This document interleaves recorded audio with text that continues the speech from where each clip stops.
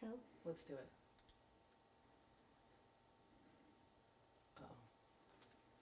Oh, there you go. But why is it not showing Oh, anything? that's live. Yeah, but it's black. Yeah, it's not showing But why is anything. it black? Wait a minute. Stop. Not there. All right. Still live. Can you guys see me? Yeah. Okay. Looking good. Sorry, everybody. This live shit is pain in the butt. It does not work easily, it does not work quickly, and it does not work well. You never really know what you're getting. You never really know when it's going to go live. It takes a long time. It's weird. It's scary. But we got it. I have to do some adjustments here. I am coming in hot. This is a lot of stuff that we had to prepare for you. Sorry about the lack of whatever. Okay. So, here we go. We have quite a show today. This is really a very interesting moment in our timeline. And I will just point out to you to start with that we have received new briefings. Those briefings are very amazing. So I'm going to cut to the chase, stop the suspense right off the bat, and say that we heard it years ago and I had forgotten about this. Is there a problem? Okay. I'm very concerned about the way this is working. It's very difficult to get a live stream to work, as it turns out. Anyway, the briefing is that we are going to get 3 days without internet and without telephone. You will be able to call 911. You will be able to call other emergency services. You will not be able to use the internet. It will slow to a crawl, or maybe not even. You might be able to get your email. I don't know if you're going to be able to text people or not. But basically, it's a shutdown of the phone and the internet. And that's for 3 days. We have 4 different sources that are telling us this, and one of those 4 sources has 5 different independent sources that told him this. The timing that we're getting on when this is going to happen is anywhere from today or tomorrow. There's another window that suggests, and this is from a State Department source, the latest one that I just got, that it could be before, the 3 days could be before Good Friday. But during those 3 days, there's going to be the arrest of the bad guys. And so this is a very wonderful thing. I was not going to leak this intel because I felt that it would give the enemy an unfair advantage. Apparently, it doesn't matter if they run. Apparently, there's nowhere for them to go. So this is huge. And I did not think I was going to be able to leak this. I was planning on keeping it quiet. However, there's so many leaks going on. Obviously, what we heard now is we got authorized, an official briefing, to tell you that there's going to be this happening. Now, if you know my background, if you know who I am, David Wilcock, I am a regular on Ancient Aliens and a consulting producer. I've written 2 New York Times best-selling books. And I'm definitely one of the most visible people in the UFO community, the ancient civilizations, consciousness science, all that kind of stuff. And I, as a result of having millions of viewers and a public platform that's extending back to 1995, 25 years, I have gotten in touch with multiple insiders who are, in some cases, very highly connected people who have not spoken to anyone else. Sometimes I'm the only one who they will trust or talk to, and I get the burden or the honor of leaking this kind of information. So I know there's a lot of fear out there. I know this is a very dark time for many people, and I certainly do not want to undermine that for 1 minute. However, if you can follow with me in this talk what I'm going to be telling you, the 3 days are very exciting. If you understand what's going on, we've already made it this far. I've been telling you for 11 years that were from briefings that came from people that were working directly up with the presidential level, okay? We've been telling you for 11 years that you were going to need about 2 weeks to a month of stored food and water in your house, that you wouldn't want to go outside. I didn't know why, okay? We thought we were going to lose power, but we weren't sure. But we definitely knew about the stored food and water. We definitely knew that you'd have to stay in the house. And we also knew that during that time, arrests would be taking place. When the mafia started to get arrested in the 1970s, they had to come up with new laws to be able to arrest a criminal ring that goes outside of state lines. So that's where they got the term RICO from, R-I-C-O, which is Racketeering Influenced Corrupt Organizations Act. And what RICO does is it allows for a group of individuals who are working in different states to be arrested all at once without a pre-existing trigger that would make it obvious what was about to happen. In other words, you don't want to tip them off. You want to keep them in suspense. You don't want them to know what's going on. So what you have to do is create sealed indictments. Now, a sealed indictment is something that's very specific, and this is something we need to review today. A sealed indictment is where you have a grand jury that has been convened. Now, a grand jury can only be convened on one of three levels. It can either be county, state, or federal. But it involves high-level prosecutors who present evidence to a citizen panel, an anonymous, confidential citizens panel of jurors who hear the evidence, and this is without the accused being on trial because, of course, the accused doesn't know they're going to be arrested. And the grand jury, the citizen grand jury, decides whether there is enough evidence based on the presentation from the prosecutor to warrant an indictment. And if they get the indictment, then that means that once all of the players of this criminal enterprise have gotten their sealed indictments and the law enforcement is ready, they unseal them and they get everybody at once. Because if you don't do that, if it's like the mafia and you only get one guy, but the others know that they were part of that, they're going to flee the country, they're going to take cash, they're going to fly, they're going to do something.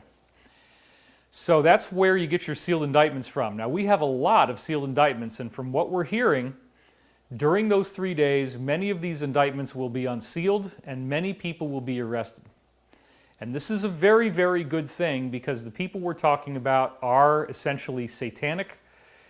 They did create this virus. That's one of the things you're going to hear again today. They didn't get it right, though. They got the contagion part right, but they didn't get the lethality. And I'm going to show you a guy who is actually just as credible, if not more so, as the head immunologist in the United States, Dr. Anthony Fauci. This guy, Dr. Michael Levitt, is literally like the Jimi Hendrix of epidemiologists, okay? And Dr. Michael Levitt is saying, what's the big deal? This thing is not that bad. It's not very dangerous. It's not going to last very long. And he actually was able to predict how many people would get sick and die in Wuhan based on the existing numbers. He was able to get it within a very, very narrow window. And so we're going to see him telling us that this is not a big deal. So I do want you to respect social distancing. I do want you to stay home. It's not as lethal as the media is making it out to be. Dr. Michael Levitt makes a very good case that this is all, a lot of it at least, is fear-mongering. Now, a lot of people die from the flu as well. More are going to die from the flu probably than coronavirus. But the problem is that coronavirus, because it's so contagious, you're getting a large number of deaths, relatively speaking, in a very short time window, which overloads the capacity of the healthcare system. The flu doesn't get everybody all at once, so there's more time for everybody to kind of pass through the system. So this is really the main issue. Now, if this were a true epidemic, if the lethality rate of this thing were, let's say, 10% or 20%, then you have a truly unbelievable disaster that is nothing like what is happening now. And we don't even want to think about the horrible decisions that would have to be made. It would probably involve mass burials. All this kind of horrible stuff would have to be done. That's not happening. The healthcare system has been tested. People are getting what they need. They're getting the care they need. They're getting, auxiliary hospitals are being set up in places like New York City. It's only really in Italy where their economy is so strapped that they've had to triage. It's very, very sad that certain people are just not being admitted in because they don't have a high enough chance of surviving. That does not happen in the US, and it probably won't, based upon how fast we're able to create these mobile hospitals and get everything going. And the military is your friend. The military is not trying to hurt anyone. They are helping with distribution of food, distribution of medicine, getting people critical care. That is what's going on right now. So the 3 days is the new briefing. This is something that I had told Elizabeth a few days ago. I was very, very excited about it, but there is no way that I was going to open my big effing mouth and be the guy who ruined disclosure for planet Earth. Believe me, I don't want that. So I was actually quite shocked when I found out that we were going to be authorized, that we were authorized to leak that intel. So when you no longer can get online and when your phone doesn't work, you got to wait 3 days, and then when the lights come back on, metaphorically speaking, even though they shouldn't be off, we're not expecting abnormalities in power. When the lights come back on, what have we been told? We've been told that every news channel and all the websites, all the television shows, they're going to have this 8-hour chunk of information. And they're going to play it 3 times a day. If you want to watch the whole thing, you got to watch 8 hours. It's going to run 8 times 3, 3 shifts a day of 8 hours. And that's all there's going to be. And this is going to be information that tells you that the planet was being run by a satanic cult. And I know it sounds crazy. It's like, well, David, this sounds like a really stupid, bad horror movie, but that's actually the way this thing is going. There are people on this planet who have been here trying to plot against us for many, many years, and they have not succeeded. They have lost decisively. If you really want to understand what's going on, I'm going to talk about some archetypes today. And one of the archetypes I'm going to talk about is the father archetype, okay? And I'm going to lay something on you here about Trump. I'm going to say that Trump is dad. On an archetypal level, Trump is dad, okay? Wow, that's pretty controversial. Well, think about it. We end up bonding with politicians as if they are family members. And so whether you like him or not, I'm not saying that. I'm saying that archetypally, Trump is America's dad. He's the guy running the country, okay? And in our own personal lives, let's try to get away from it being Trump for a second and think about what it means to have a father, okay? If Trump is dad, then a lot of people are having daddy issues right now. Really bad. I can't stand dad. Dad pisses me off. Dad makes me so angry. Frickin' all he does is this crazy, crazy stuff. And why won't he listen? Why doesn't he understand me? And oh my God, he's foul-mouthed. And oh my God, he hasn't been the best that he could be, okay? We all have projections of what we want heroes to be. And I certainly have not fit in with people's projections either. Many, many times I get criticized online. People say I have too much of an ego. People say I'm too arrogant. I think confidence is being misplaced as ego. I really do try very hard not to have an ego, and I don't overly promote myself. You can see that by virtue of the fact that in the year 2019, I really kind of took a lot of time off. I didn't really do very much. I was working on my book. I don't need to feed everybody lots of little things on social media, although I know you love that if I do. I'm sorry that I haven't been doing that. This is not about ego for me. We have had plenty of threats against our lives, against our peace, against our financial stability, and that's real. I have not stopped doing what I'm doing just because of severe hecklers, which actually did organize into a group that was trying to get our businesses shut down, trying to get everything that we do shut down. It's been a very intense battle. That battle got so heavy that I largely withdrew from public attention last year. And I'm not out there trying to sell a bunch of products all the time. I don't have things you can buy on my website like little keychains or mugs or anything. Not that that's bad, okay, but we don't have them. We've done this through your grassroots support, and we now have the Wilcock Spiritual Healing Foundation, which also is a very important part of our work that allows me to do these videos and have them sponsored. But enough of that. I want to get into the slides now because we have a lot of material to cover. So let's get going. All right, so this is part 3 of our Great Pandemic series. It's kind of a joke. It's not really a pandemic. It's just a great panic, where we're going to get into the exclusive briefings and restitution. So everybody's asking, what is really going on here? And of course, this has escalated into a biblical scale. The scope of what is going on in the news has become something that is like so heavy that people are having a really hard time with their lives right now. However, we've had some really great stuff happen here in the U.S.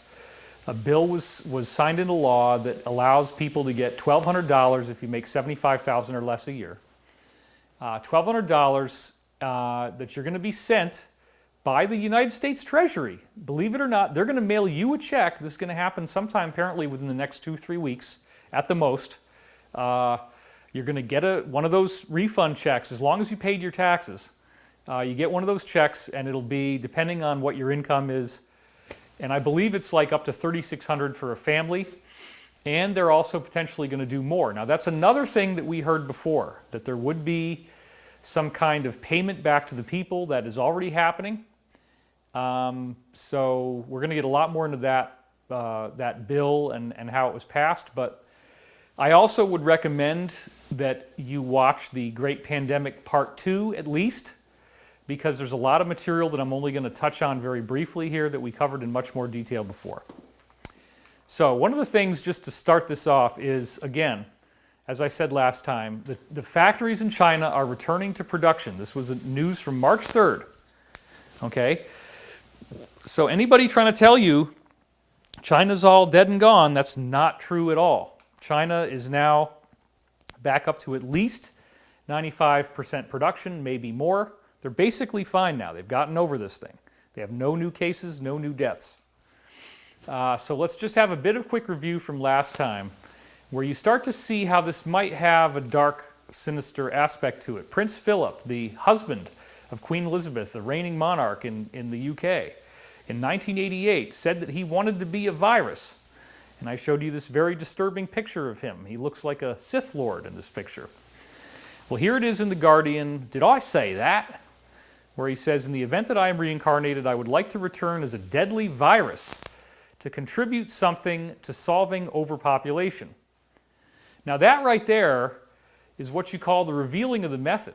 Okay? They came right out. He came right out and said, I would like to contribute to solving overpopulation by being a deadly virus. Which means he supports millions or billions of people dying to combat overpopulation. So now I want to take you back again to May 24th, 2009. This was in the Sunday Times. It got taken down pretty fast. Billionaire Club in bid to curb overpopulation. America's richest people meet to discuss ways of tackling a disastrous threat. And then, of course, you look it up on the Wayback Machine. It's not there anymore. You have to go back to October 6th or before, and then the blue rather is when it was live, and then the 24th is when it turns into a busted link. So we're going to read a little of this again. Some of America's leading billionaires have met secretly to consider how their wealth could be used to slow the growth of the world's population. The philanthropists who attended a summit convened on the initiative of Bill Gates, the co-founder of Microsoft, and they discussed joining forces to overcome political and religious obstacles to change. Okay, let's just look at that right there. How could their wealth be used to slow the growth of the world's population, meeting in secret to overcome political and religious obstacles? So this again is very highly disturbing stuff, because a religious obstacle would indicate that people would think God wouldn't approve of you doing this. Well, how are you going to stop overpopulation? Probably by killing people. Okay, here we go. Described as the good club by one insider, how ironic that is. It includes David Rockefeller Jr., Warren Buffett, George Soros, Michael Bloomberg, and media moguls Ted Turner and Oprah Winfrey. And some of you guys gave me some shade about Oprah Winfrey the last time. Look, I don't know if Oprah was into this more or not. I did hear that she threw up at the meeting. I personally do not feel Oprah wants to kill billions of people. I think that's kind of silly based on who she is, but some people are like, oh, no, Oprah's really evil. Okay, you can have that opinion. I'm not going to share that. You can tell me why you think it's true in the comments if you want to, and I'll try to hear you out, but I personally intuitively don't feel that Oprah is an evil person. Okay. They gathered at the home of Sir Paul Nurse, a British Nobel Prize biochemist and president of the private Rockefeller University in Manhattan on May 5th. And it was so discreet that they had to keep it secret and say they were going to security briefings. So as I asked, why would this be so secret if these guys weren't planning something evil to try to reduce population, at least what we would think of as evil? Stacy Palmer, editor of the Chronicle of Philanthropy, said this summit was unprecedented. We only learned about it afterwards by accident. Normally these people are happy to talk good causes, but this is different. Maybe because they don't want to be seen as a global cabal. Oh my God. You've got to be kidding me. Some details are emerging this weekend, however. The billionaires were each given 15 minutes to present their favorite cause. Over dinner, they discussed how they might settle on an umbrella cause to harness their interests, and taking their cue from good old Bill Gates, they agreed that overpopulation was their priority. Well, isn't that nice? Another guest said there was nothing as crude as a vote, but a consensus emerged that they would back a strategy in which population growth would be tackled as a potentially disastrous environmental, social, and industrial threat. So that's what they're saying, folks. They think that we are the problem.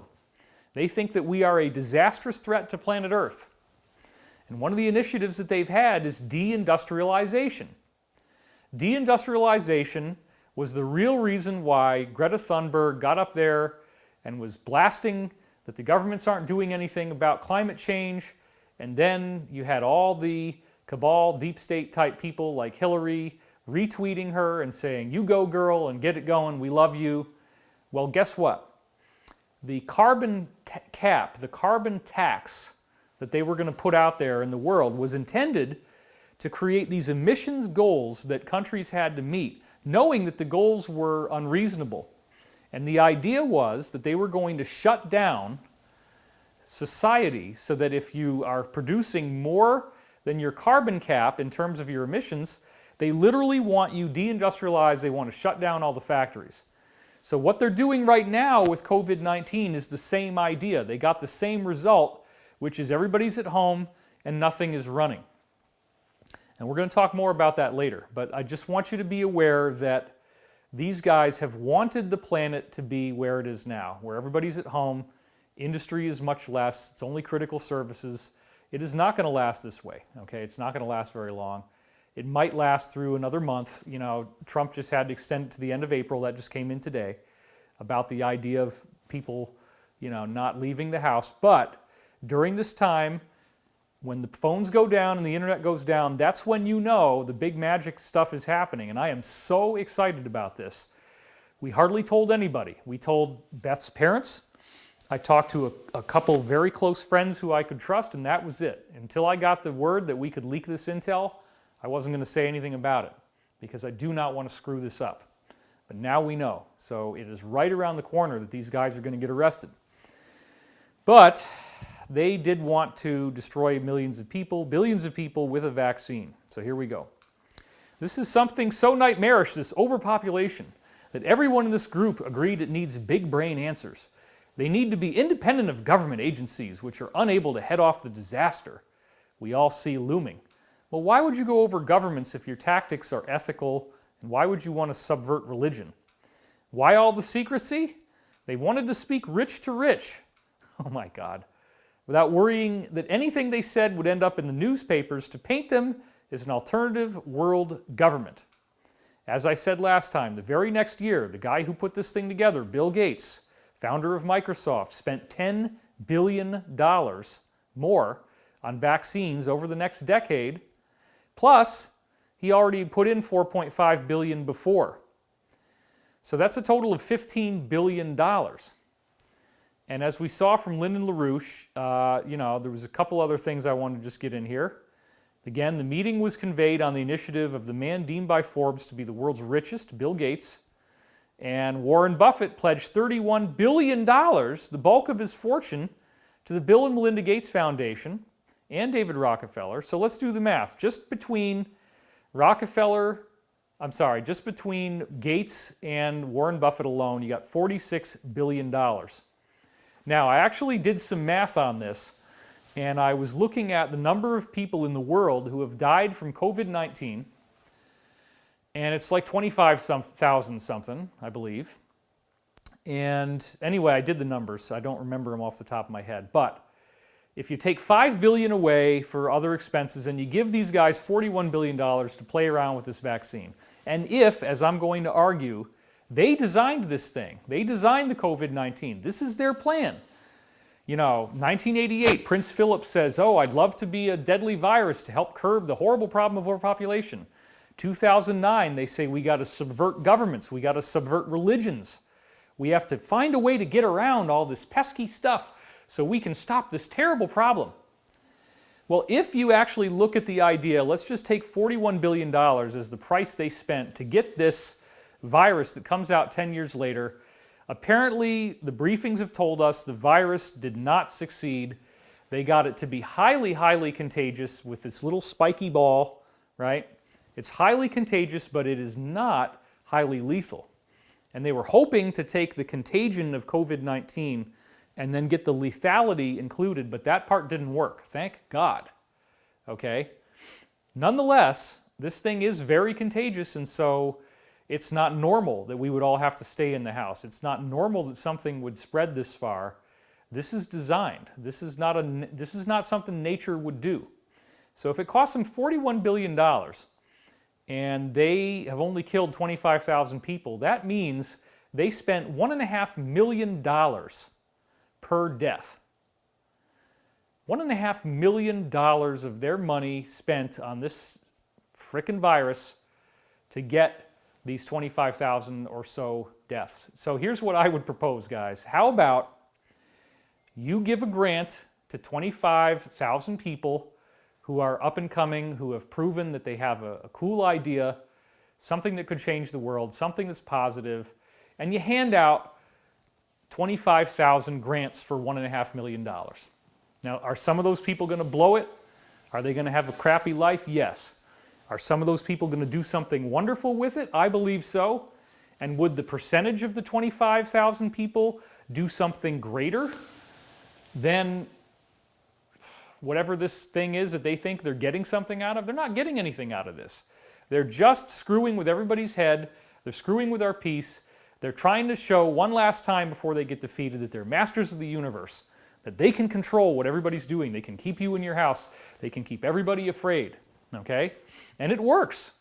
They literally are keeping everybody home. It's all shut down. But it's not that dangerous. It's not really killing that many people, as we're going to see from Michael Levitt, the Jimi Hendrix of epidemiologists, who should be respected.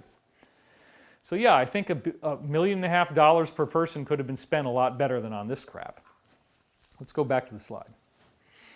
Besides the three conveners, the meeting was attended by Mayor Michael Bloomberg, who just ran for president, drug promoter George Soros, Peter Peterson, the genocidal advocate of government budget cuts who co-founded Blackstone Group, not the same Pete Peterson I know, former hedge fund manager Julian Robertson, former Cisco Systems chairman John Morgridge and his wife Tasha, real estate speculator Eli Broad and his wife Edith. Then we got David Rockefeller's son, David Rockefeller Jr., Ted Turner, and Oprah Winfrey. So ABC News reported that the meeting was reminiscent of the 1907 salons of America's foremost financiers held in the study of J.P. Morgan to discuss how private citizens could stop the economic panic. Now, I want to go right into this again because we got this briefing and I went forward, I took a risk to talk about something that we didn't really know exactly what was going on here, but we went with it. Charles Lieber, a Harvard, well, it's kind of becoming like Hollywood now, right? The Harvard professor who was very bizarrely connected to Wuhan and biological research, okay? Here is his arrest notice on the Department of Justice website, as I showed you last time, but I'm going to read you some new stuff now, okay? So don't say, oh, this is same old crap, same old crap. No, no, no. I got to make this a standalone product for everybody. So it says, Tuesday, January 28th, Harvard University professor and 2 Chinese nationals charged in 3 separate China-related cases. Now, it says here in August 2018, Zhao Songzheng, who was one of his students, I guess, entered the United States on a J-1 visa and conducted cancer cell research, allegedly, they always say that's what it is, at Beth Israel Deaconess Medical Center in Boston from September 4th to December 9th, 2018-2019. It is alleged that on December 9th, 2019, Zheng stole 21 vials of biological research, quote unquote, and attempted to smuggle them out of the United States aboard a flight destined for China. It is alleged, this is again from the Department of Justice, that initially Zheng lied to officers about the contents of his luggage, but later admitted he had stolen the vials from a lab at Beth Israel. Zheng stated that he intended to bring the vials to China to use them to conduct research in his own laboratory and publish the results under his own name. Well, here he is, everybody, probably one of the most hated people on earth once this whole thing comes out. Sorry that he has to be Asian, you know, it could be anybody, this is just what happened. But he actually did get off on bail, and so this is, the judge in Worcester released him, but that's the guy, Zhao Songzheng, there he is. And it says right here, a medical student from China who U.S. authorities say tried to smuggle cancer research material, that's not what it is, taken from a Boston hospital out of the country, has been held without bail by a judge who ruled he was a flight risk. And then it says at the bottom, he tried to smuggle vials of research specimens in a sock in his suitcase bound for China, and he was held without bail. So this was at Boston's Logan Airport. He was arrested on December 10th on a charge of making false statements. So he was apprehended on December 9th, right before the Wuhan thing got started. Now apparently, what was really in these vials was COVID-19. Yes, because they were making the stuff, okay? And he was shipping it over to Wuhan to release it, to begin this plan. And now there's been news articles, I didn't have time to get it in there, about, we'll do it in the next one, about how, in fact, a lot of really high-rolling people seem to have known something bad was going to happen to the economy, and they all cashed out really quickly before this happened, okay? So this thing could have been designed by these researchers as a designer virus. It's, again, very contagious, very unusual in that sense, released to China by people who do not have China's best interest in mind. China, as part of this international effort to defeat the deep state, has been cutting them off. And I just found out we have 29,000 people watching live. That is awesome. Thank you. And we are going to do another meditation. And I'll show you what happened to the Earth's Schumann resonance last time we did that. It was quite amazing. So, of course, going back to the slide now, we have our official debunkers like factcheck.org, which says, oh, there's no link between the Harvard scientist Charles Lieber and the coronavirus. But wait a minute. It's Wuhan. It's biological research. It's the Department of Justice arresting people. It's them getting paid under the table. And it's 21 vials of something that he's got, that he gets arrested with in the airport on December the 9th, and then starts lying to people on December the 10th. Federal investigators. Let's take this again. Zheng stole the materials from his lab at Beth Israel Deaconess Medical Center, authorities allege. I'm reading this from the article I just showed you. Some vials contained a colleague's work he had replicated without apparently without the authorization or knowledge of the lab. They threw him under the bus. That's BS. He was possibly acting on behalf of the Chinese government, according to the FBI, which they said in an affidavit included in court documents. So, this is getting really weird, folks, because you got this guy, Zhao Songzheng, working for Harvard, working for Charles Lieber. He's got 21 vials in his sock. He's trying to smuggle it through the airport. He lies to them, and he's smuggling it into Wuhan right before the pandemic got really bad, and they actually had to do this big quarantine starting on January 22nd, okay? That's right around the time it would have been released. So he might have been one of a few couriers. They probably did it with several people, smuggled this stuff in there, you know, spread it out with drones or however the hell they did it. I don't know, okay? But it's crazy. So the briefings that we had said that the assistant was carrying COVID-19. So again, Charles Lieberman, I'm sorry for you. I'm sorry that you caved into this and thought this depopulation agenda was a good idea. You know, he does look sad. He does look troubled and conflicted, every picture. And man, I would be too, because I would rather die than play this game. I would rather take my own life, put me on the table. You know, I would go before I would do something like this. It's unbelievable. So what the briefings also told us is that Lieber's research was financed by none other than good old wild Bill Gates himself. And isn't it interesting, after this arrest takes place, Bill Gates has mysteriously resigned on none other than Friday the 13th of March. This is the announcement right here. But now I bring you the next big thing, which is that we told you this on the last time we did our show, and the very next day, QAnon confirmed the intel. Right here in post 3896, where it says, you know, first of all, they're quoting from a paper that goes back to like 2007 or something, where the green circle is. It says, severe acute respiratory syndrome coronavirus as an emerging and re-emerging infection. And then they say the China virus, worth remembering, Wuhan Institute of Virology. What is the geolocation? The first biosafety level 4 lab 2015. City province origin, hot zone. What is that geographical location? And then, right after, the very day after I put this in the video that you all watched, we have the link to the exact same thing that I just showed you. And it says there, they quote from the Justice Department's own website, unbeknownst to Harvard University beginning in 2011, Lieber became a strategic scientist at Wuhan University of Technology, or what, in China, and was a contractual participant in China's Thousand Talents plan from in or about 2012 to 2017. And then they say rapid spread. Then it goes on from here. And look at what's happening, right? Does this end POTUS's economic rally? Yes. Does it end the economic gains during his administration? Yes. Does it end all of his gains on unemployment? Yes. Does it try to take away all of his platforms that he could say that he's doing a good job? Yes. Weaken his chances of winning the presidential election? Yes. Does this delay trade negotiations with the U.S. and China? Yes. Would China prefer Biden as the president? That's the question they're asking. I don't know the answer. That's what they're asking. Do they want to shelter Biden's public appearances because he's so gaffe-prone by having nobody be in crowds? Isn't that interesting? You hadn't thought of that, had you? Do they want to shelter him from being in debates? Oh, we can't debate anybody because, oh, we'd get sick. Well, think about it. Are they pushing a new revised presidential 2020 vote by mail, which is unsecure? Sure enough, that could be what it is. It's all part of the election, folks. Are they pushing a Democratic wish list of unrelated items?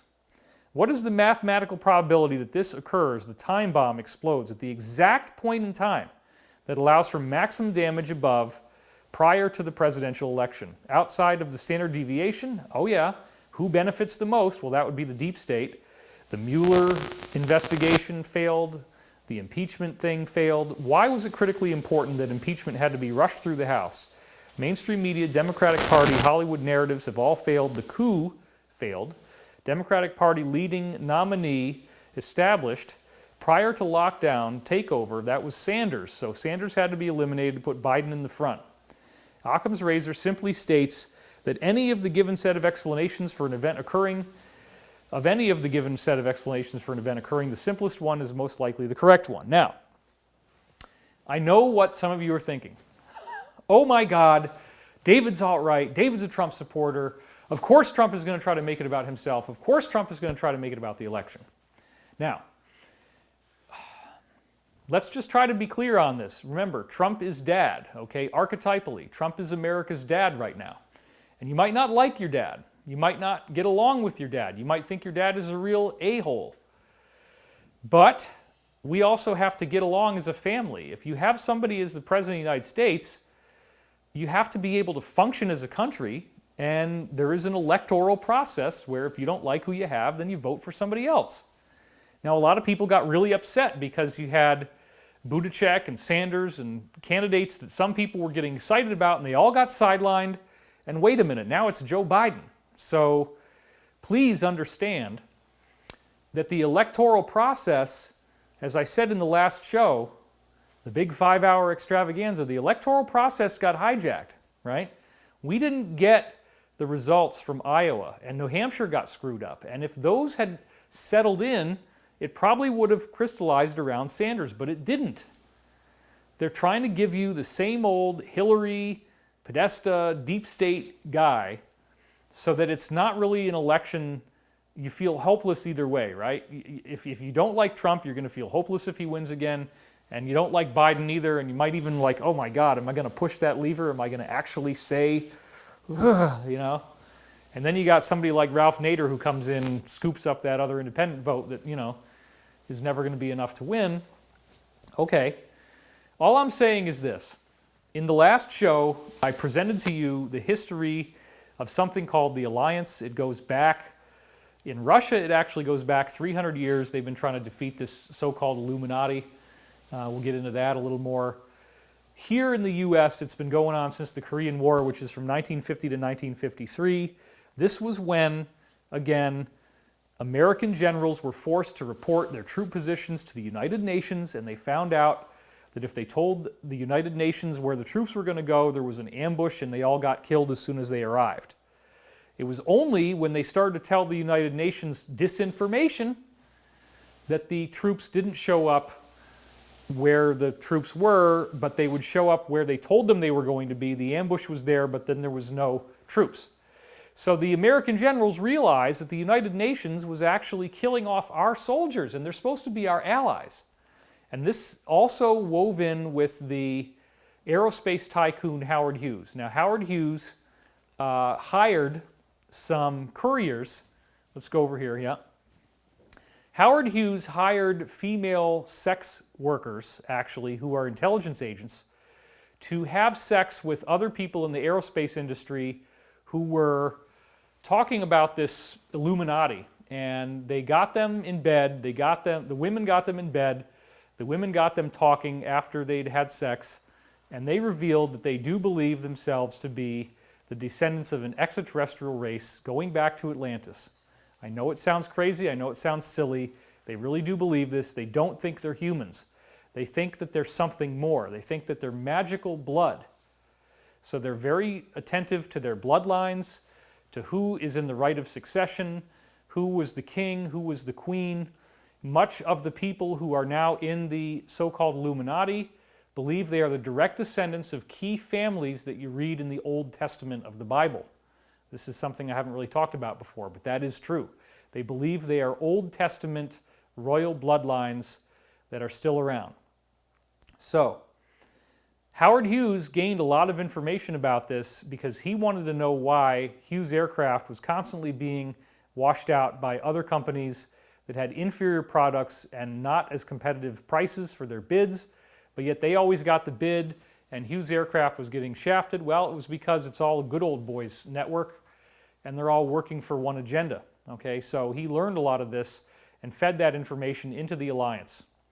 The Alliance, again, was covered in a book by G. Edward Griffin called The Fearful Master. I showed you that last time. This whole story about what happened with the United Nations, it is in a book, how they were reporting these troop positions and they were getting ambushed.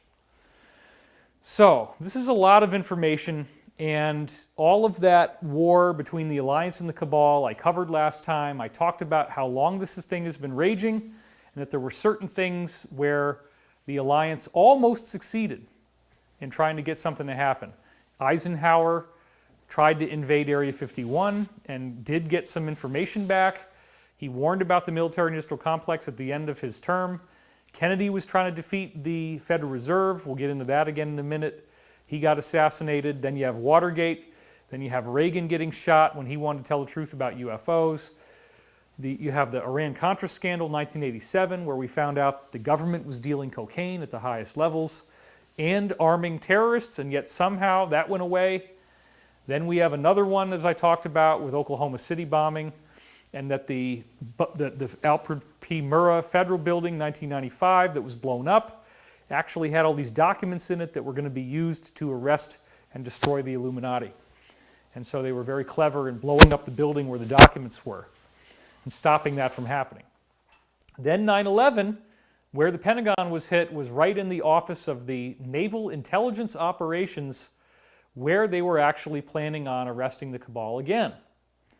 So now we've had all this, 19 years since 9/11 have passed, and there's been this vicious war behind the scenes, which I first learned about in 2009 from briefings from a high-level insider, Dr. Pete Peterson.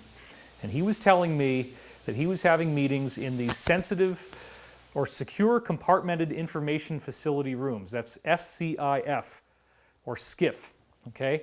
They call it a SCIF room. It means you cannot get a cell phone call, radio waves don't go in there, they can't hear you, they can't listen to you with any surveillance equipment, whether it's satellite. I mean, they have satellites where they can shine a laser at the window of your house and listen to your conversation just by the jiggling of the glass. And it's an invisible laser, you'd never see it. So if they want to listen to you, they're going to listen to you, okay? They also, the NRO has facial recognition tracking. And, all right, I'm getting a message about microphone static. I don't really know what that is. No, we can't do that. We can't do that. Maybe if we just tighten this part of it. No, that part seems fine. I think it's a connection thing here. So what are you actually hearing? You're hearing rustling noise, or you're hearing the buzzing when I'm talking? It rustles when you It's move, rustling? and then can we tighten that thingy? Where's it at? Can we It has, lock it? yeah, it's just, That might be why. Maybe this needs to be tightened a little more. This part. This part. that probably has nothing to do with it. Needs to tighten, but this is a possibility. This one right here. No, that's not going to work. It's more when you step forward or turn. Anytime Which you makes me move, think it's part of the unfortunately. receiver. Just because I can see that part's not rubbing. And that's just a cord thing. Yeah, I mean, there's not a whole lot we can do about it, so I'll try not to turn. All right, we're building the plane as we fly it, as they say. I'll put that down. Okay, so this whole, there's a lot going on here, folks, and it's not easy to be the guy who tells you this stuff. I get that. I'm not really having a fun time being the guy that tells you these things. I feel obligated to do it because I don't want to see these people succeed. But the Alliance is a really cool thing. So in 2009, I started to find out about SCIF rooms where they're having these briefings, and the military is discussing this satanic group that's trying to kill everybody on Earth, and how can they defeat them. And Pete Peterson was brought in on that, and I was getting these very interesting pieces of information. I don't know if Pete was supposed to tell me everything that he said or not. Some of these briefings probably were not supposed to be told to me, but I got them anyway. And I was making decisions as to what to leak and what not to leak, but there have been plans to try to get this mass arrest done ever since 2009. In fact, there were various points where we thought it was going to happen very soon. And I've taken a lot of heat for that. I've been talking about mass arrests for 11 years, and I've been saying it was right around the corner.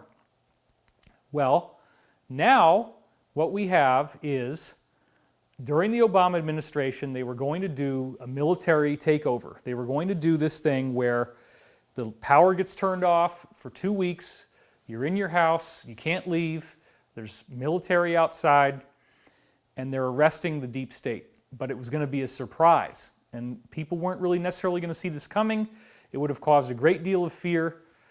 At the last minute, they pulled the plug on this plan because, and here's another important thing, the Alliance does not have a lot of money. Let's go back to so the Alliance is actually, it's a grassroots effort, believe it or not. They don't have an enormous amount of resources financially to do what they're doing. So they needed someone who could self-finance. They wanted to actually have an Alliance candidate run for president, somebody who could be supportive of what they were trying to say. So there weren't very many choices. They needed somebody who had the ability to self-finance a campaign, who was not a satanic pedophile blood drinker, okay? They needed somebody who actually could find out what was really going on and be repulsed by it and want to do something about it. So they brought in Donald Trump.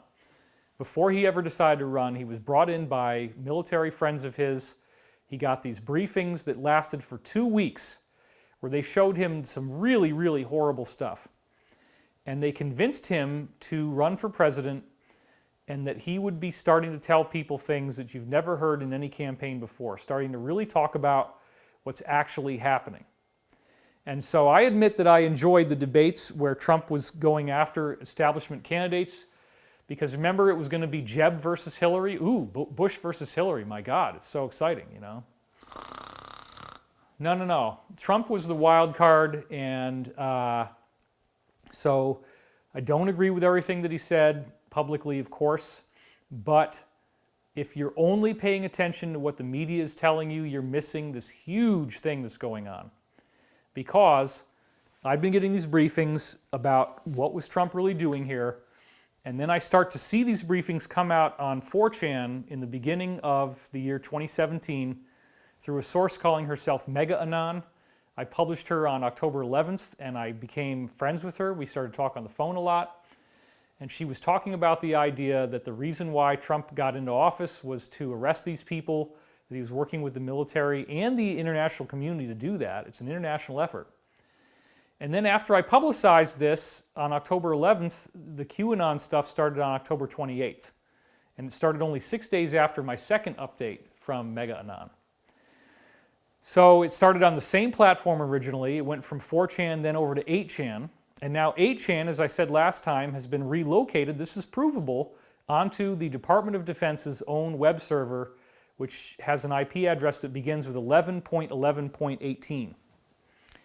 So this is very, very interesting because there's now almost 4,000 of these Q posts, and they definitely appear to be coming from the US presidential administration. And they've gone way out of their way to do what are called Q proofs. In fact, some researchers have found over 500 examples of this, where Trump will tweet something right after Q says something, and they try to get it as close together as possible in the timing, or Trump will say something that Q has already said. There's many of these examples. Trump has talked about the number 17, the 17th letter of the alphabet is Q. So the media has also spent an enormous amount of time trying to debunk the QAnon stuff, trying to say it's not true, it's not real, it doesn't matter. Anyway, a lot of you know all this, and I don't want to waste too much of your time, but I'm trying to speak to people who don't get this, okay? If you read the QAnon stuff, it is literally like the full-on conspiracy theory angle. It goes into all of the stuff that's going on with child trafficking, with Satanism, pedophilia, blood drinking, the banking elite, the establishment. It's a very, very comprehensive body of information, quite amazing in its scope and its depth and what it's telling us. And it's totally the truth. It's the real truth that you haven't been able to get before, which apparently they're getting ready to tell us now. So even if you have problems with dad, okay, if you look at the dad archetype once again, and I understand that, I can't defend everything that's happened, okay, but dad is dad, and dad is trying to do something good even if he might be annoying you very much in other ways, okay? Dad is trying to do something good here. And so even though you might not be too happy, I think you'll be happy with the result, which is the stopping of these people who were trying to take over the planet and kill everybody, okay? So let's talk now more about what situation we find ourselves in now. I want you to be avoiding the media fear porn and think in a practical way, because the coronavirus numbers that they're giving us are all off. I said some of this stuff last time, I'm going to get into it more now. On January 26, 2000, there was a Chinese scientific study that proved that coronavirus is targeting Asian physiology 5 times more than any other race. This is a ethno-specific virus. Chinese doctors have discovered the coronavirus is designed to attach to lung receptors that are 5 times more common in Asian males than in African or Indo-European males. Asian females also have less than half the amount of these receptors than Asian males do. Now, isn't it interesting that this text was in that article originally, and then I went back after linking to it in this video and making a really big deal out of it, and the text that I just read you was no longer in there. They edited it. But they still have other text in it that says the same thing, which I'm now going to read you from. So, 2019 COVID was reported to share the same receptor, angiotensin-converting enzyme 2, or ACE2, with SARS-CoV virus. SARS, of course, is the older pandemic. Here, based on the public database and the state-of-the-art single-cell RNA sequencing technique, we analyzed the ACE2 RNA expression profile in normal human lungs. The result indicates that the ACE2 virus receptor expression is concentrated in a small population of type 2 alveolar cells, or AT2. So only certain types of people have this, and it happens to be Asians. So this is the ACE2 receptor. This is, if this virus was man-made, which it certainly appears to be, somebody spent a lot of time and billions of dollars studying this thing, the receptor site in Asian lungs, and they found out, okay, here's the cell membrane, and there's these little pits in it that are in the ACE2 in Asians. And so they designed this thing with these little spiky proteins to be able to stick in there, and it does that preferentially.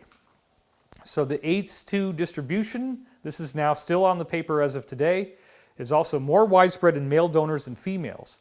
At least 5 different types of cells in male lungs express this receptor, while only 2 to 4 types of cells in female lungs express the receptor. The result is highly consistent with the epidemic investigation showing that most of the COVID-infected patients were men, 30 patients versus 11 as of January 2nd, 2020.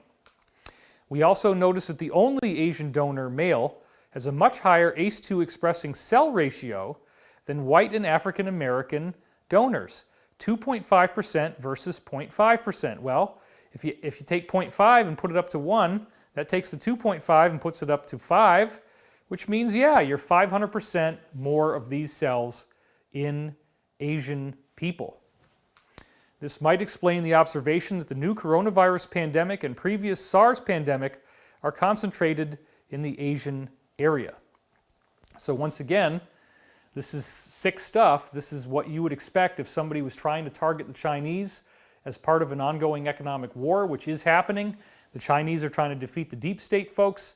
And so this virus was partly intended to try to crush them in this war, because apparently, as of February 19th or thereabouts, the Asians have now cut off, the Chinese have cut off the deep state's line of credit. They will not accept anything but gold as payment anymore.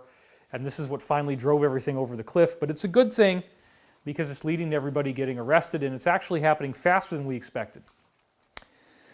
So then I saw this article on March 19th, 2020, in which it says again that 80% of the victims dying from this thing are men. Interestingly enough, the coronavirus is killing far more men than women. And I'm going to read you from this article. There's the link. With more than 200,000 coronavirus cases worldwide and thousands of deaths, a striking pattern is appearing in the hardest hit countries. More men are dying than women. Nowhere is this trend more pronounced than in Italy. Men make up nearly 60% of people with confirmed cases of the virus, and more than 70% of those who have died from COVID-19. 70%, more than 70%. On the other end of the spectrum is South Korea, where about 61% of confirmed infections have been in women, not deaths, but infections. Though far fewer patients have died, the majority of fatalities, 54%, again were in men. That's in Korea. People over the age of 70 represent more than 87% of deaths in Italy. And a study of 99 patients at a hospital in Wuhan where the virus originated found that men made up 2/3 of patients, and half of all the people who were hospitalized had chronic conditions like heart disease or diabetes. More recent figures from China's Center for Disease Control, based on tens of thousands of cases, showed a strong gender breakdown of deaths, 64% male, but the figures in Italy have been even more staggering. Nearly 60% of the diagnoses have been in men, and across the first 1697 coronavirus deaths, 71% were men and just 29% were women. In a recent study published in The Lancet, meanwhile, the figures were even higher. It found that 80% of the deaths were men and 20% were in women. The honest truth is that today we don't know why COVID-19 is more severe for men than women, or why the magnitude of the difference is greater in Italy than China. According to Sabra Klein, a professor at Johns Hopkins Bloomberg School of Public Health, the gendered death gap was also seen in the smaller SARS and MERS outbreaks, according to Angela Rasmussen, a virologist at Columbia University. Okay, so here's the deal. 5 times more likely to affect Asians, 80% likely to be men. That means that the numbers that you're getting from the media are wrong, because they're taking the Wuhan data and they're acting as if it's not ethno-specific, but it is, and we just proved it. So that again gets the numbers down. Most of the death rates in the countries I'm looking at, they're all around 0.003 or 4%, way below 1%. Now we're going to talk more about that kind of data. So just to allay your fear, because you're not getting confident reporting of people telling you that this is okay. You're getting all this crazy pandemic fear porn, which I don't like. So I'm trying to fight back by giving you real information here that you can find, this is not fake news, from regular news sources that are tapped into what's really going on. So let's take a look at that.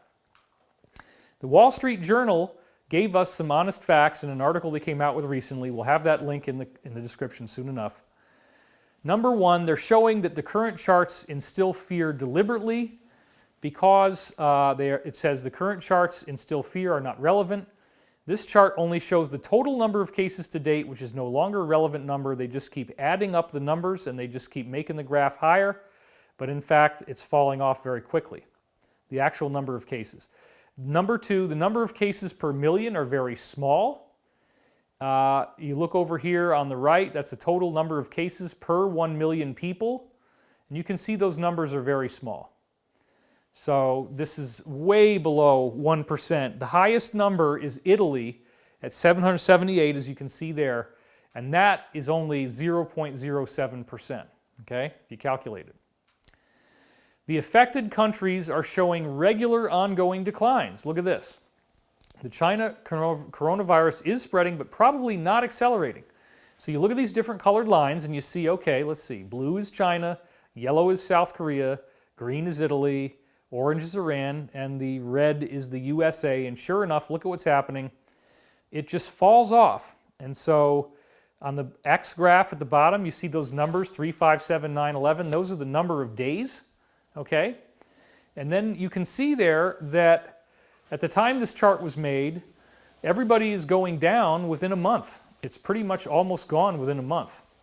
There's a little spike there, as you can see, with the Chinese data on day 29, but it's not necessarily going to last. It's a bell curve. So that's the next thing. The virus follows a bell curve and it declines fast after it peaks. That's what we see right here. Number 4, the coronavirus will decline no matter what the media says. The virus is on a bell curve, as the numbers from China and South Korea point out. This thing reaches a fast peak and then declines, as viruses typically do. So look at this. You're seeing on the x-axis again the dates, and then you're seeing China on the left and South Korea on the right, okay? China gets hit and it starts to peak around January 27th, and already by the time you're less than a month later on February 21st, it's already, the bell curve has gone way the heck down. And then look at that, it starts up in South Korea around the same time, it peaks, and it drops right down again. Now here's the next thing. The virus burns off in the summer heat. If you look in these areas, it says here, this virus will likely burn off in the summer like other viruses, and I'm not going to read all this, but basically where the green areas are is where the virus is thriving. And in the red areas, like throughout Africa, there are very, very few cases of coronavirus. So this virus does not like the heat, and now that things are warming up, it's not going to do well for the virus. So whoever designed this virus, now think about this, if this was a designer virus, they knew they had to release it during the winter. And sure enough, the China thing starts right at the end of December. Zhao Songjeng was going in there as of December 9th. That's when his flight would be. And they were planning on probably releasing those vials and other vials soon afterwards. His vials were not included. If they had been, it probably would have infected a lot more people. But thank God he got stopped, and now he's been arrested. And one of the briefings we got is that we're going to be told this on a collective level. Guess what, everybody? This really sucks, and I'm sorry to tell you this, but the virus was man-made. We know who did it. It traces back to Bill Gates, to this overpopulation thing they were trying to do. That's going to be a huge pill for people to swallow. As Mega Anon said in the last show, people are going to want to give the truth back. They're not going to want the truth, because the truth is awful. Okay, but this is what's going on. Number 8 in the Wall Street Journal thing, the fatality rate is declining very quickly. And you see that here. As we have noted, children and teens are less affected. That's number 7. The fatality rate is declining. And this is the percentage of confirmed cases fatality ratio. Wuhan, Hubei, China, and China overall are the different colored lines. And you can see it just drops off to 0. Okay? Based on this data, Jin, the scientist they were interviewing, Jin suggests we should probably open up schools and public places. The numbers indicate it would be okay. More people are concerned about government actions impacting the economy than they are concerned about the actual virus. And this is confirmed by the Nobel chemist Michael Levitt, who says that this whole problem, now that we're doing social distancing, is going to end very soon. So here's one link to it. Nobel laureate predicts the U.S. will have a much faster coronavirus recovery than expected. And he's from Stanford University. Michael Levitt, here he is. He's no slouch. He won the 2013 Nobel Prize in Chemistry. So I think that means we can trust him to know what he's talking about. This story with him broke in the LA Times. And here it is. Why this Nobel laureate predicts a quicker coronavirus recovery. We're going to be fine. Other news outlets covered it as well, and you can see some examples here. Lower death rate estimates for coronavirus, especially for non-elderly, provide a glimmer of hope. Coronavirus. Nobel Prize winner predicts the U.S. will get through the crisis sooner than expected.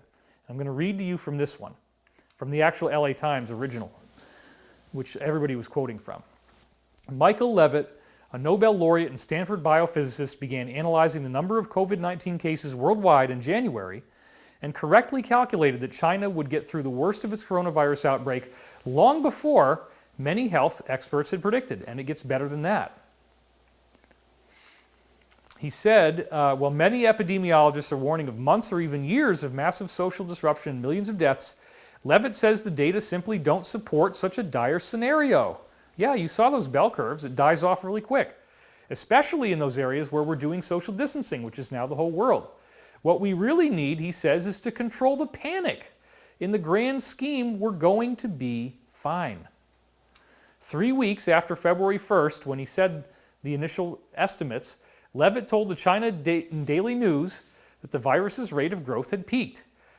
Levitt had predicted that the total number of confirmed COVID-19 cases in China would end up around 80,000 with about 3,250 deaths, and his forecast was remarkably accurate. As of March 16th, which is a month and a half later, China had counted a total of 80,298 cases and 3,245 deaths. I'm going to leave that up there for a minute.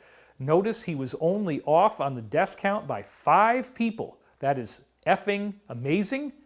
And the total number of cases, he was only off by 298. Now, that's why I say this guy is the Jimi Hendrix of epidemiologists. He got it dialed in that close, within 5 deaths and within 298 of the actual cases. How did he do that? Because that's what these guys do. They study the science, they study the data. It's a bell curve. It goes up really fast, it goes down really fast. This thing is not going to, this whole 18 months thing you're seeing, it's just not true. And he's telling us not to freak out. So let's read a little more from him.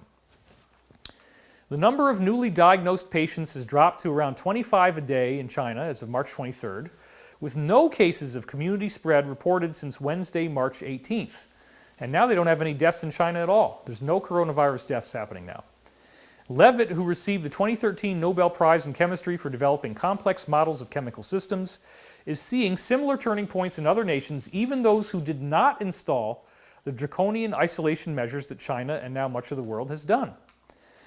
Levitt analyzed data from a whopping 78 countries, reporting more than 50 new cases of COVID-19 a day and sees signs of recovery in many of them. He acknowledges his figures are messy and the official case counts in many areas are too low because testing is spotty, but even with incomplete data, a consistent decline, which we're seeing, means there's some factor at work that is not just noise in the numbers.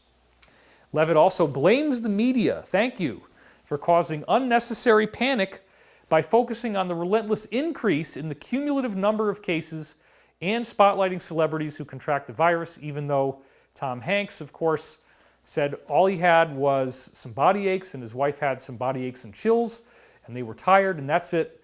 They were diagnosed with it, they got over it, and they were fine. There you go.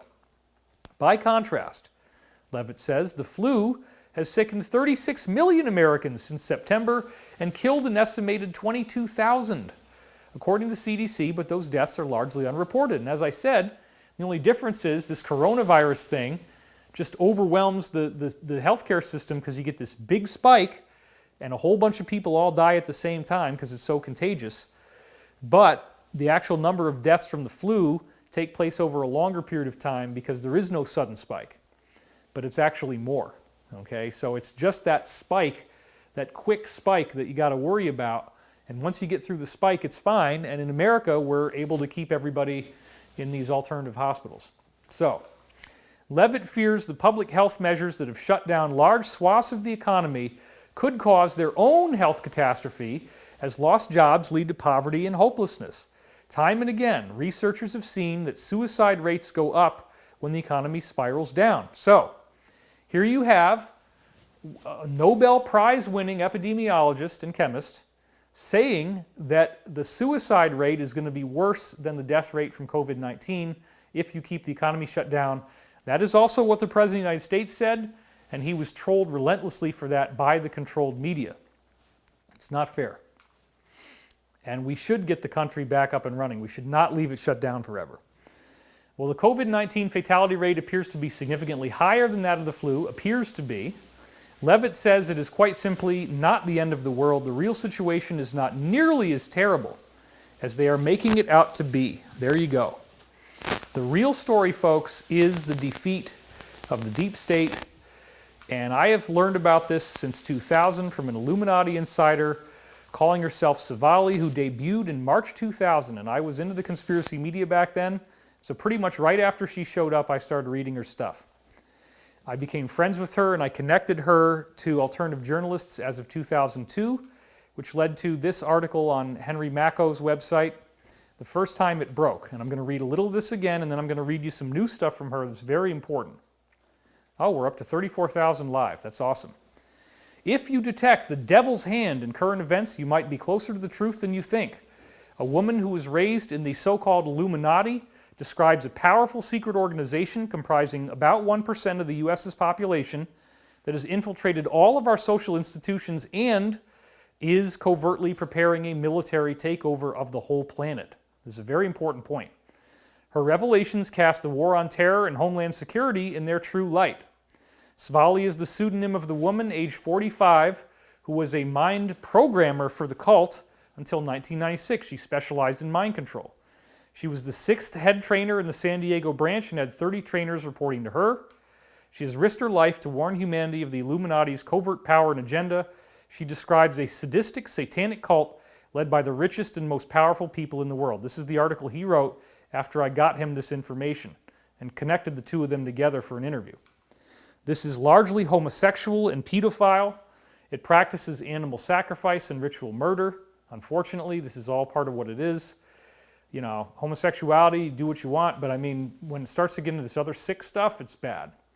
It works hand in glove with the CIA and Freemasonry. It is Aryan supremacist, but it welcomes Jewish apostates. And they do speak German. They are Nazis at the top levels. So, all the way back in 2000, Savali now is looking highly prophetic because she was saying we were going to have what I am calling a Greater Depression. So, in light of what they've just done with the economy, and this is kind of a joke, right? It's like, wait a minute. You guys get shut down for like 3 weeks, and you're all going over the cliff. Everybody's bankrupt, and you need these gigantic bailouts of trillions of dollars. Wait a minute. We bailed you out in 2008, and then you guys just paid yourself bonuses and nobody went to jail. And now you've done it again. You play in the same games you played before.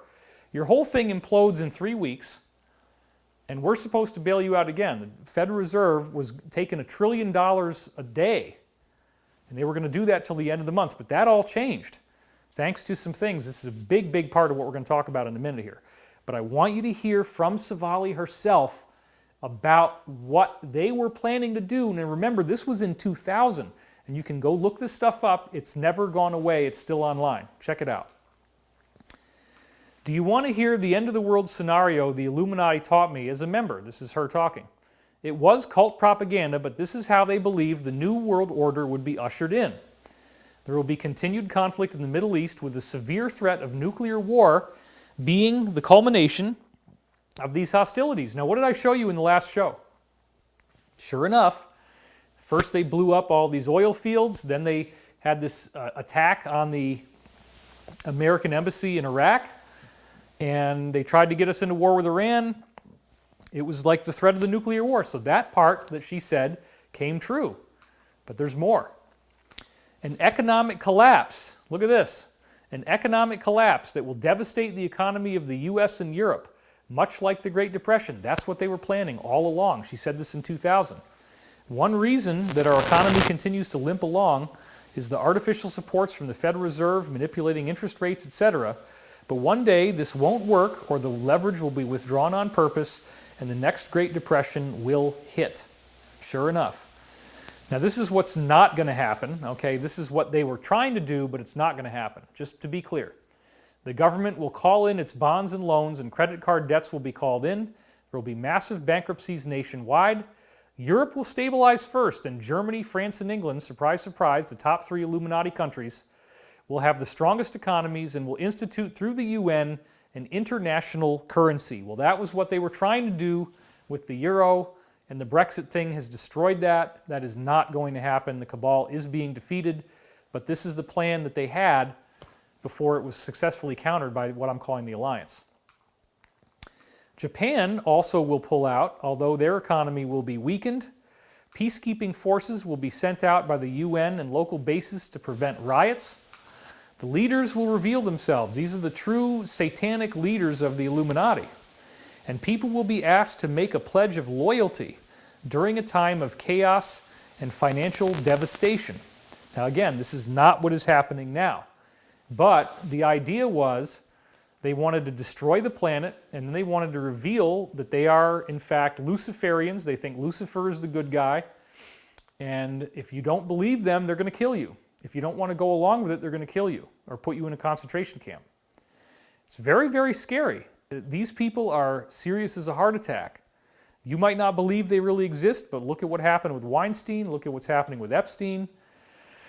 There's something going on here, and the alliance knows about it, and that's what QAnon is, and that's what the Trump presidency really is. It is intended to stop this thing from continuing, and it's working. Thank God.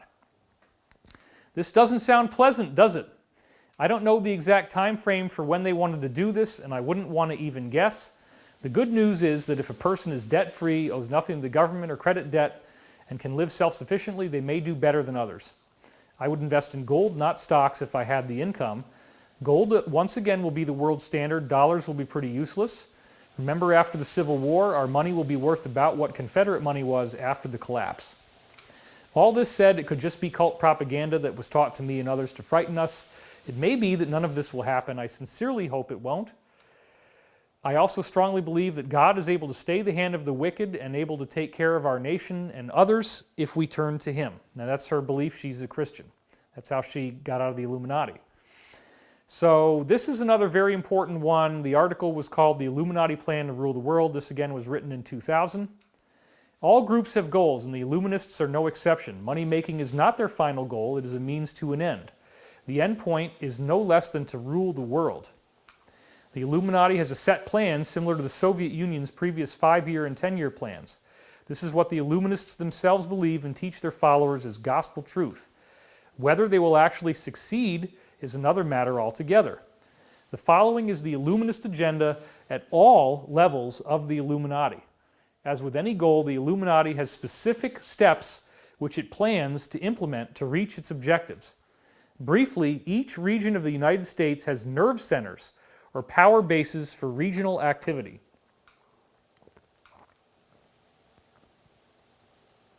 The United States has been divided up secretly into 7 major geographical regions. Each region has localities within it that contain military compounds and bases that are hidden in remote isolated areas or on large private estates. These bases are used intermittently to teach and train generational Illuminati in military techniques, hand-to-hand combat, crowd control, use of arms, and all aspects of military warfare. Why?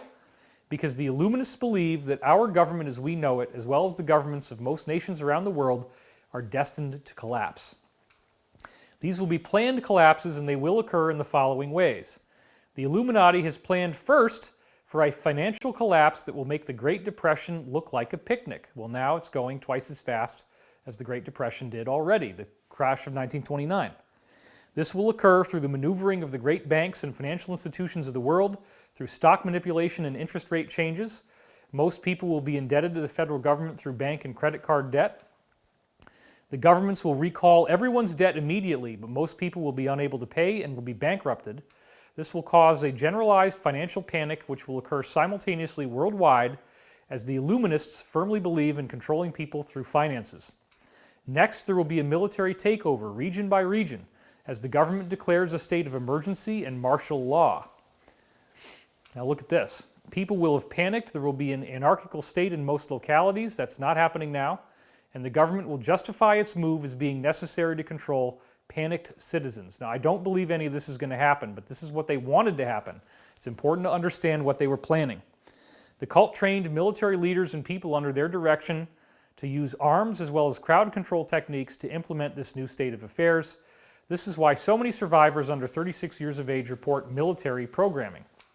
People who are not Illuminists or who are not sympathetic to the Luciferianism will resist. The Illuminists expect this and will be and are being trained in how to deal with this eventuality. They are training their people in hand-to-hand combat, crowd control, and if necessary, they will kill in order to control crowds.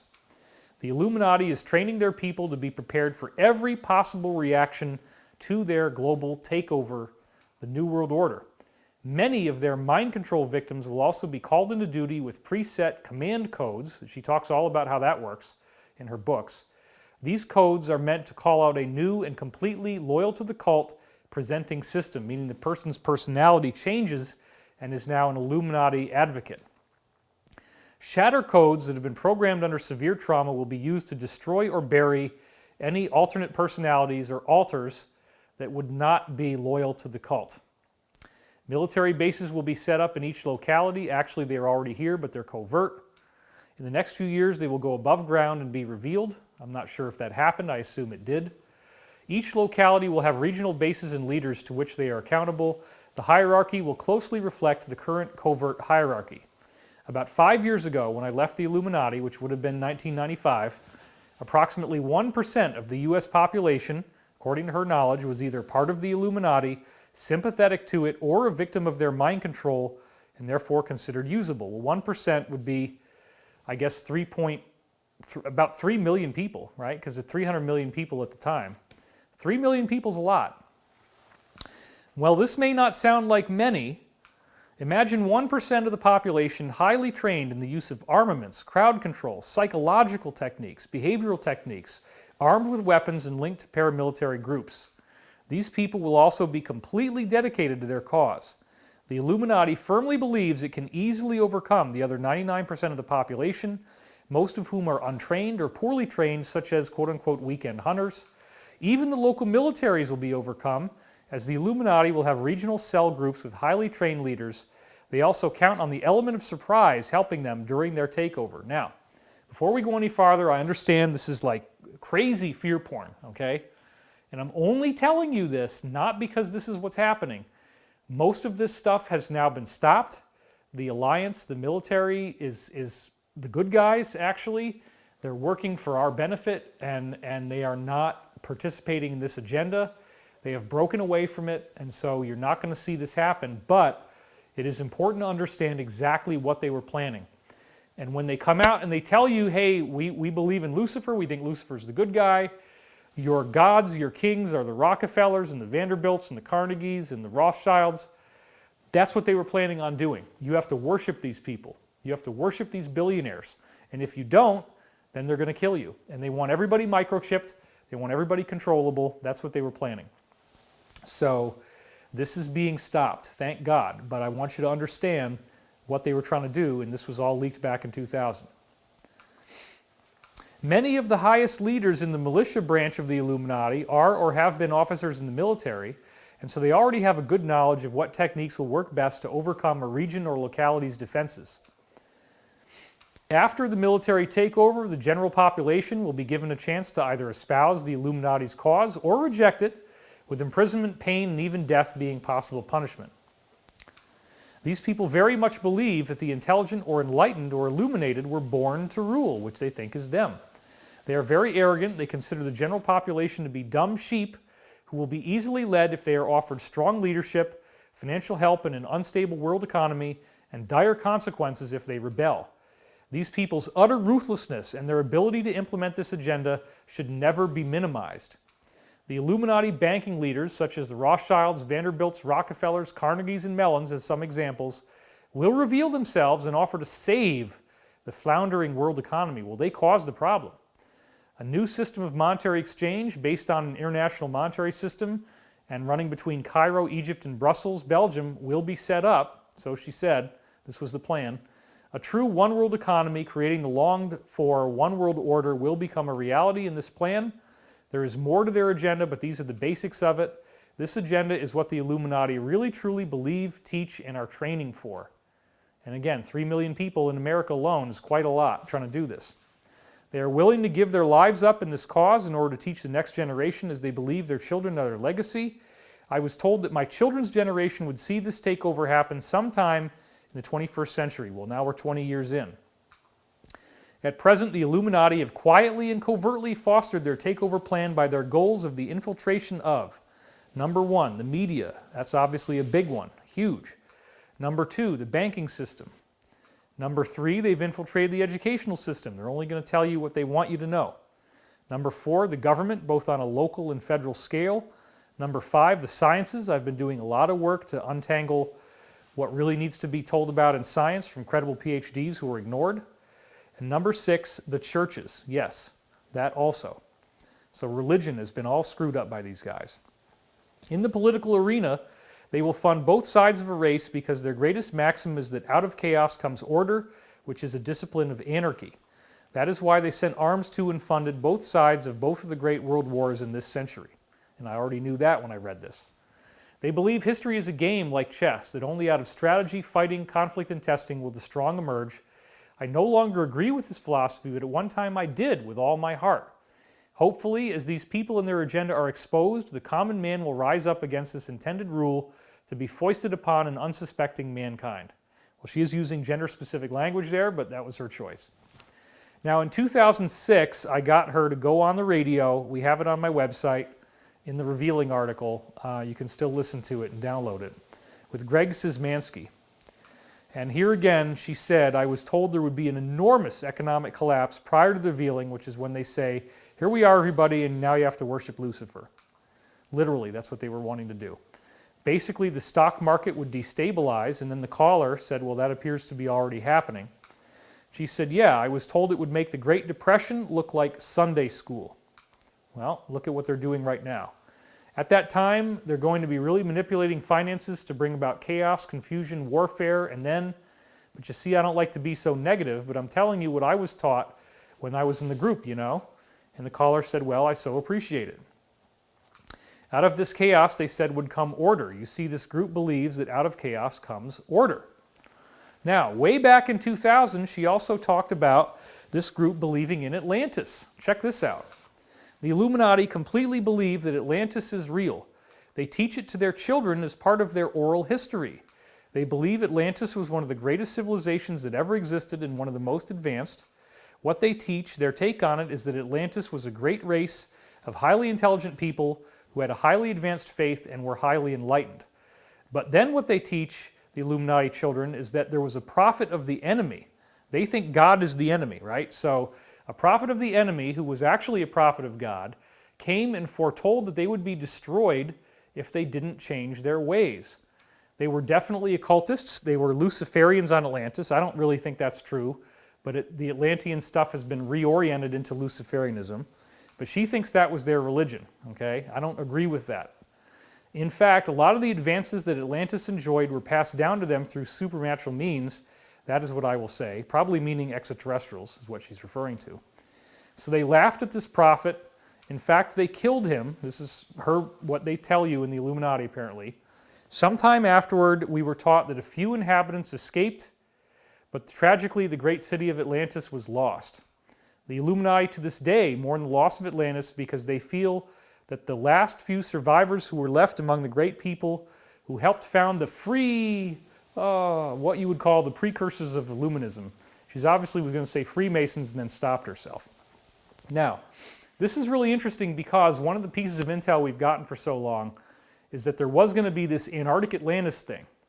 So she's alluding to a lot of stuff here, but the idea being that Noah's flood actually is all the way back to the Atlantean catastrophe, and the hidden continent is actually where Antarctica is. That the Earth shifted on its axis, the continent that had all this advanced technology on it, all these pyramids and stuff, flooded, and then the ice quickly froze into glaciers based on its new position on Earth, and there's all these artifacts down there that we're going to get to see. We're going to be shown this. Now, part of the partial disclosure Tom DeLonge to the Stars Academy of Arts and Science plan, as Tom DeLonge himself said when he was on the air with Joe Rogan and he was all twitchy, right, that they want to be revered as gods once again, and they're going to be telling us something about Atlantis, that there was this group that crashed here from somewhere else, and they survived on Earth, and they became the gods, and that's the Atlantean tradition, that they were essentially extraterrestrials who crashed on Earth, and now they feel that they need to take the planet back, that it belongs to them, and they think that they're better than everybody else. These people apparently did have elongated skulls, and they were a lot more intelligent than everybody else, and they ruled because of that. Now, again, that plan has not worked, but it's important to show, again, that the Atlantis connection was there with Savali all the way back in 2000. Now, the Alliance has successfully countered this nefarious plan, and I'm very, very happy to report this to you. This is not a bad thing, folks. The Federal Reserve, as of March 27th, and the new $2.2 trillion bill has been taken over by the United States of America. This was the dream of John F. Kennedy, and it has now happened. So a couple slides from the last one. Kennedy was working so hard to defeat the cabal, and especially Executive Order 11110. I actually got that wrong. There needs to be one more one in there. It's 4 ones, where he stopped the Fed from selling off America's silver in the dimes and quarters. Because if we keep that silver, we have collateral to back up a new currency as the price goes up. So this again is like a very short-term thing in the 1920s where you had dollars that were payable in silver at the Treasury. And there's a $10 bill that's a silver certificate. Kennedy had said that he intends to expose a plot to enslave every man, woman, and child. He knew about this thing. He knew about what Savali was saying. And he was assassinated, and shortly thereafter they stopped making our coins out of silver, and they just tried to sell it all off, sure enough. But now Kennedy's dream is official, and the media is already portraying it in a very negative light. This is one article where it says, "The Fed's cure risks being worse than the disease." This is March 27th by Jim Blanco. And here it says right here, I just want you to see this here, in the middle paragraph there. In other words, the federal government is nationalizing large swaths of the financial markets. Here we go. So in essence, the Treasury, not the Fed, is now buying up all these securities and backstopping of loans. The Fed is acting as a banker and providing financing, and believe me, they're probably not doing it willingly, except that the alliance has forced them to. The Fed hired BlackRock Incorporated to purchase these securities and handle the administration of the SPVs on behalf of the owner, which is the Treasury. So look, this is not something that they wanted to do, okay? This is not the plan that the Illuminati had. This is, remember, the Federal Reserve is a private corporation that took over the financial system as of 1913, and we've lost 99% of the value of the dollar since that happened due to inflation. They are not our friends, and they are a foreign entity. They're not even in the US. They're British, mostly British bankers. And they are part of these too big to fail banks. So the Federal Reserve is literally these wealthy British billionaires controlling our currency with the intent that at some point they would reveal themselves and what their religious beliefs are, that they have this weird cult, and that they wanted to take over the planet. Well, that's all gone away. They've lost that power. And Trump has taken back the control of the Federal Reserve. It is so amazing that, and we were talking about this, the nationalizing of the Federal Reserve, that we're going to get Treasury notes, not Federal Reserve notes. People didn't believe me. They said that's impossible. How could that happen? Even before Trump ever won the election, I was talking about this. And it actually happened because the alliance's plan is succeeding, and this is a big, big part of it. If America's in control of its own currency, that means that these guys are not. The alliance is going to come out very soon after the 3 days and tell you what's really going on, and it's very, very amazing. In other words, it says in this article, the federal government is nationalizing large swaths of the financial markets. The Fed is providing the money to do it. BlackRock will be doing the trades. This scheme essentially merges the Fed and the Treasury into one organization. So, he says with such scorn and hatred in his voice, meet your new Fed chairman, Donald J. Trump. He just can't handle it. He can't handle it. He can't handle what's going on. But honestly, this is the media. I mean, this is the way they really are. They don't like this. They don't like the guy. And that's okay. You know, if you want to think he's bad, that's fine. But there's a lot more going on here. That's why the media was relentlessly attacking him for so long. Okay? There's a very strong likelihood that mass arrests are about to happen. Just to review from last show, very quickly, the U.S. has now sent 30,000 troops over to Europe, most of them in the last 2 weeks, and right in the middle of the COVID-19 crisis. And you already saw me read this before. Manilo Dinucci writes on March 3rd that despite the travel ban, 20,000 American troops are traveling to Europe over the next few days, joining 10,000 already there.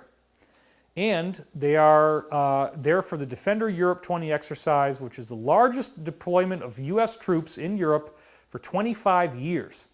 Including those already present, about 30,000 will participate, flanked by 7,000 troops from 17 other NATO countries, including Italy.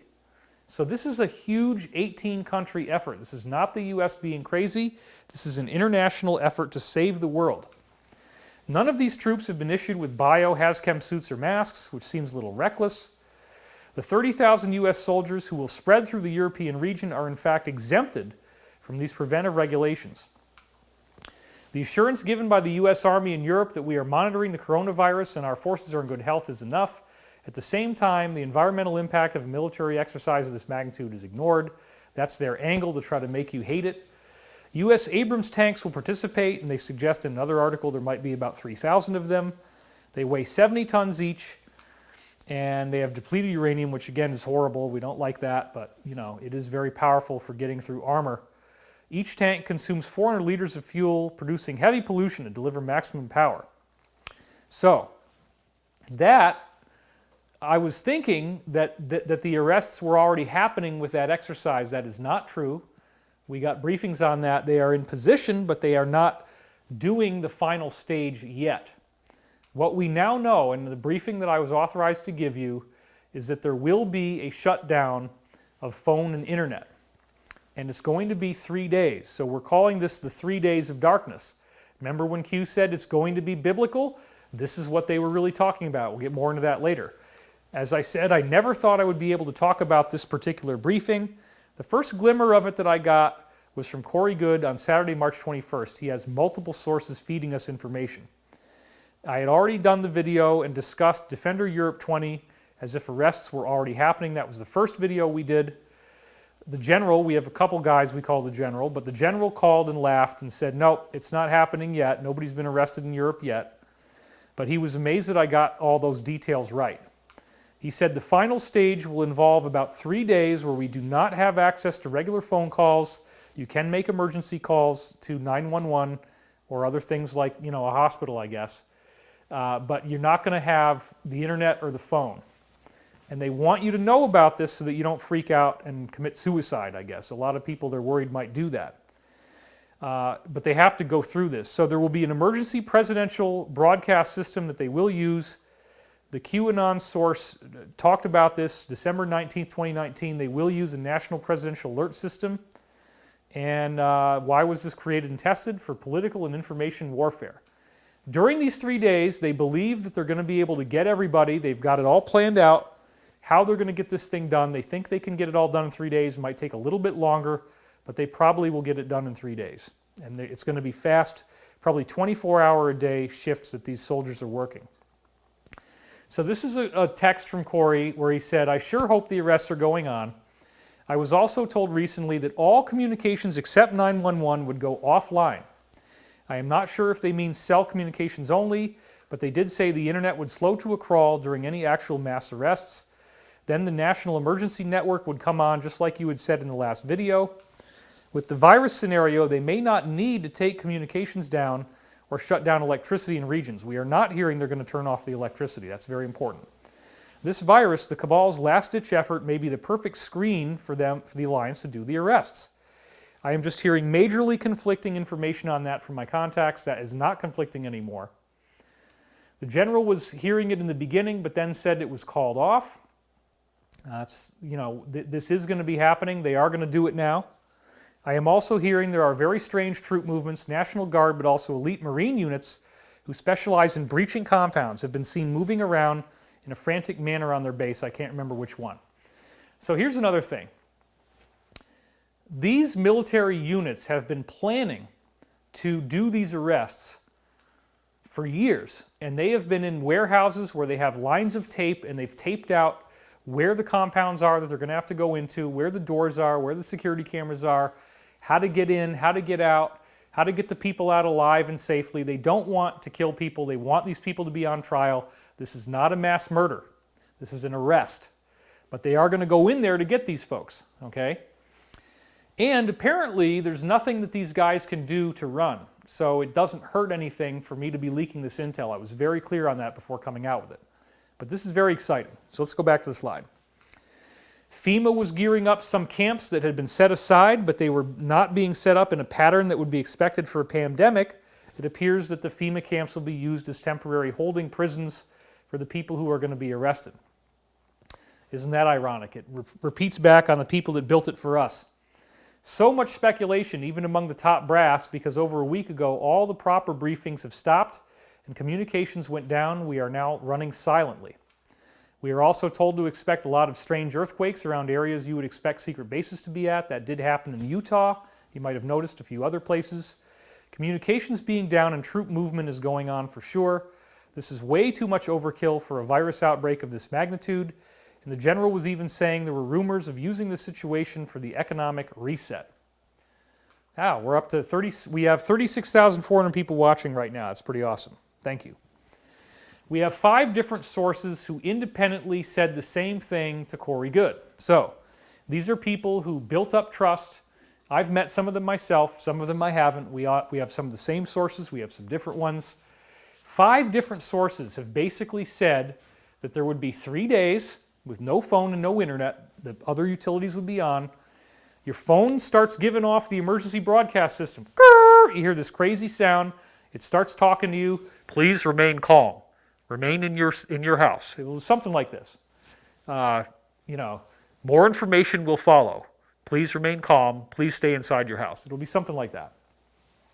You're not really going to be knowing what's going on when this happens. They're not going to tell you this is the mass arrest. So some people are going to have a serious dark night of the soul when we go through these 3 days, because they're worried that this is the end, okay, and that this is martial law and this is a government takeover. That's not what it is. The real takeover was going to happen if the Illuminati had not been opposed by this amazing group of military and intelligence officials, not just from the US, but all over the world, that are working to make sure these plans don't succeed, which once again, after the only 3 days, what we're hearing is that everybody's going to get the truth. There's these 8-hour chunks of data. They're going to run 3 times a day. You got to watch the whole 8 hours to get the data. And once you've done that, you'll basically now be aware of what's really going on, who these people are, what they were trying to do, and how they're being stopped. I cannot begin to tell you guys how effing excited I am about this. And it explains so many things. The 3 days of darkness turn into light, where we expose the shadow, right? So darkness into light is one of the things that QAnon said. And remember, on December 19th, they said the enormity of what is coming will shock the world. And they've also said nothing can stop what is coming. Well, how does that sound right now? Here it is again, post 3728. The enormity of what is coming will shock the world. And they keep saying over and over and over again, nothing can stop what is coming. Nothing. This plan, they've got it's all going to be legal. They've got all the sealed indictments. If you watch the count of sealed indictments, there's a gigantic number of them going through. These are secret grand jury trials. They create a sealed indictment, and they're going to open up all these sealed indictments in the 3 days in the court record, and then go get the people that need to be arrested. It's an international police operation. So Corey tells me this on February or March 21st, and then 2 days later, Benjamin Fulford, who sometimes has real stuff, sometimes his intel is very wrong, but he had oddly similar intel. This is when I really got excited. And in this case, it's being blamed on a gigantic magnetic pulse, but the result is the same. So check this out. This is Fulford's article from the 23rd. And he says, since the pandemic show and computer graphics may soon stop fooling people, MI6 and CIA sources say that the next phase will involve a giant magnetic pulse that will pass through Mother Gaia within the week. So this was the 23rd. So obviously, this is a very short-term duration. And I don't think it's going to be quite that fast.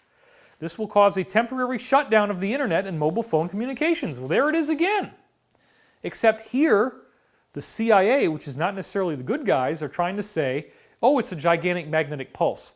Not that it's a very deliberately intended shutdown, okay? CIA sources say the airlines have already started to be prepared, because again, they're trying to say this is an EMP. Airplanes flying at the time of the huge electromagnetic pulse that passes through the planet will be knocked out of the sky. Watch for any plane crashes over the next week or so. This will be the cause. Certainly air traffic is being shut down. I don't think this is true. I think they always put in some disinformation. It's not a magnetic pulse, and it's not going to knock down planes, okay? Just so that we're clear. I don't believe that's what this is. But look at what he did say. He did say phone will be shut down, internet will be shut down. That's the same. This prediction of a massive asteroid or exploding in the atmosphere by NASA may be a trigger for another big magnetic wave that will hit the planet within 10 days of March 23rd, which again would get us only till like April 2nd or something. It may shut down all electronics on the planet for a few days until there is a reboot. Again, we're not expecting the electronics to go down. So again, that's probably disinformation. It's not an asteroid, it's not a magnetic wave, and it's not going to lead to a power shutdown. But then he gives this link, about NASA is tracking an asteroid with a very close approach to the Earth. He says, let us see. He doesn't really believe this. But as a precaution, make sure you have the landline numbers or physical addresses of those closest to you. So this is when I called Corey back and I said, wait a minute. What's going on with this 3-day magnetic pulse? And then I got the briefings. I put it all together that we're going to get these presidential emergency briefings coming off of our phone. They won't say what's really going on at the time. Now, here's another big part of this briefing, folks. We have to rewire and reboot the internet. That's part of why the internet's got to go down completely for 3 days. Because there are certain major nodes, certain major choke points that all the traffic is flowing through. You probably know what I'm talking about if you've done your homework. And these nodes are very dark. There's more than one of them, and they must be removed. After those particular choke points are literally taken out of the internet. They're cutting the cords, they're rewiring everything. Then they turn it back on, because now all these very evil and dark places that the cabal was using for censorship, for surveillance, all that stuff, all those tools will be taken away from the cabal now. So that's part of what's going to happen. We get a new internet that doesn't have the bad guys being able to watch you through your camera phone anymore. So this is part of why they got to turn off everything, okay? It's very important. The Alliance does not want you to be afraid during these 3 days. They want you to be excited because this is not martial law. This is not a takeover. Stay home. Don't be a weekend warrior. Don't go running outside with a gun. Somebody will shoot you if you do that. It's not a good idea. Stay inside and be happy that we're going to get this thing. Because after it's over, we get the truth coming at us from everywhere. Now, if this wasn't enough, another briefing came in independently on Saturday the 28th from Disclosed TV's private newsletter. I got it sent to me. And once again, they say the same thing, showing you how widespread this intel is. Breaking news, U.S. President Donald Trump has signed an executive order authorizing the call-up of up to 1 million reserve military personnel in the Army, Navy, Air Force, and Coast Guard. I read it, and that is true. It doesn't mean he's going to use them all, but he can call them up now. We need 100% of people inside their homes in order to see what the U.S. military will broadcast on all televisions around the world once they turn the lights back on, proverbially speaking, after the 3 days. This will be very painful, but we can no longer have our people divided. Around Sunday or Monday, which again is today, I don't know if it's going to be this fast. It probably will be a little longer based on another briefing we just got, which I'll show you in a minute. The President of the United States will tweet to my American fellow citizens that the storm is upon us, and we received no briefings on when this will be. We will then go, I don't think this is really true, but we will go to full global martial law. And he says the chances are, if you're the president, that you'll be on board your military plane Air Force One when you send 7 presidential messages to all televisions and phones around the world in the emergency broadcast system. From all of your global armed forces through the U.S. Armed Forces, in the U.S. they will shut down all internet media and phones and all television programming for the U.S. military. Only the emergency services will be working. Then they will broadcast 10 days of 3 times 8 hours. So the same shift, 8-hour shifts for 10 days, and you got to watch one of the 3 shifts of video confessions, military courts, and a lot of evidence for the scandals that we listed in our article on the storm, which again is a lot of the same stuff I'm saying. While this is happening, they will eliminate the world government and carry out global arrests with 500,000 criminal charges. And then they have various plans of how this new financial system will be in place. I don't know if those are really going to happen, but there's Gesara and Nessara. They might not happen quite that way, but it is going to be a complete rewiring of planet Earth. Now, I want to be clear. He was saying it could be today or tomorrow. Obviously, I did wait. I wanted to be ready with this show. We have no idea if this is going to happen or when this is going to happen. So don't hate me if nothing happens, but I sure do think it's going to be something. But enough different sources have converged that we had to speak. We did get the authorization to disclose this information. And then yet another source, just today, gave me this briefing. Now this source is a completely separate individual. So we've got Fulford saying it's going to be a magnetic pulse. We've got Disclosed TV that got very specific information from somewhere. And then we got Corey Good, who's got information from 5 different sources that has been saying this for months. That the big thing we've been hearing for a year, the big thing was going to be in the spring of 2020, and we didn't know exactly what it was going to be, but they told them there would be 3 days of darkness without the internet or without the phone. They turn everything back on, and now you get the truth. Okay, so during those 3 days, the arrests happen, and this is what's happening now. This source is a completely separate friend, and that friend is telling me that we are going to have, he's got a friend in the State Department, he's connected, he's got definitely real connections, and this is exactly what he texted me just today, having no idea what I was about to leak here, so it came in from another source. He said, I heard something about a media shutdown that will take place between April 1st and 10th, when a lot of indictments will be unsealed, ending on Good Friday. I'm hopeful. So there again is a very similar piece of information, except now it's gearing towards Good Friday at the end of the 3 days. And remember, Q said it's going to be biblical, and look at what's happening. So I only came forward once the new briefings revealed that this would be safe. The Alliance has authorized me and certain others getting this information to tell you this so that you don't freak out when we go into the phone lockdown part. And this has now made the QAnon prophecy far more interesting because I'm realizing that they're building this whole concept of the mass arrest around the idea of ascension. In the Law of One material, which is my source text, I've used it for many years, and I only use this text because it's so accurate. There's hundreds of different specific things it says about science that turned out to be true. It is completely remodeled science. It's got a whole amazing philosophical background, and it's got lots and lots of things that have proven to be accurate. So it appears to have been derived from extraterrestrials telepathically, but I do not lump it in with the other sources of channeling. The only things that I would say are similar to the Law of One would be like the Edgar Cayce material and the Seth books, and really that's about it, okay? But it does appear that actual extraterrestrials did communicate telepathically. They gave us a much higher level download of information than we've gotten from anywhere else, and they talk about this change in the world that they call the harvest, and a lot of people got freaked out about that term. But they use that term because it's in the book of Matthew. There's several places in there where they refer to the Bible very specifically. They use the term everlasting rock, which is out of the book of Isaiah. They use the term harvest, which is out of the book of Matthew. They use the term logos, which is the Greek term for word.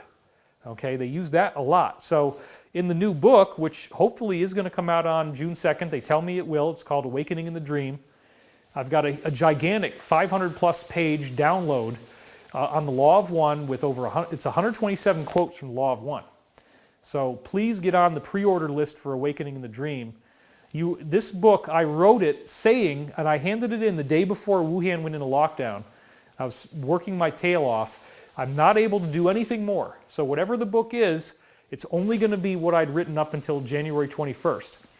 But I took a huge gamble based on all the prophetic dreams I'm getting and all the data I was getting, and I said in the book that I believe by the time this book comes out, there will have been a major change in the world that will make this make more sense to you.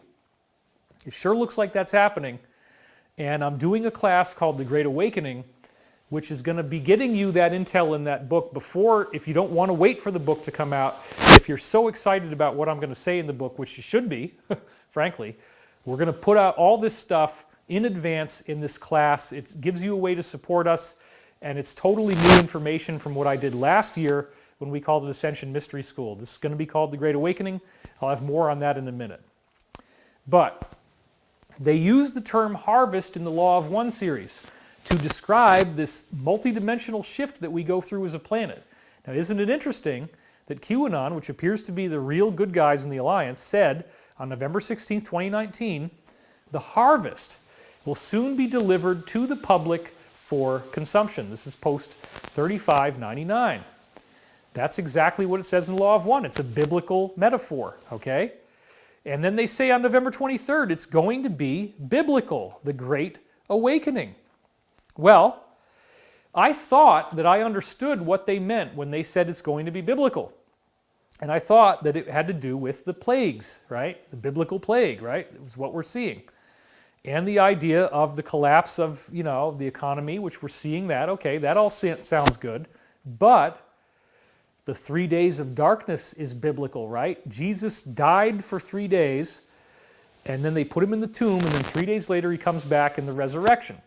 So isn't it interesting that the Alliance has chosen to do 3 days of darkness as almost as if, and this is what I'm now thinking, okay, that there are positive angelic beings that are working, because this is what most ETs are actually, is angelic positive beings that are, there's only a very small percent, like less than 5% of them, they're evil, but they're very evil.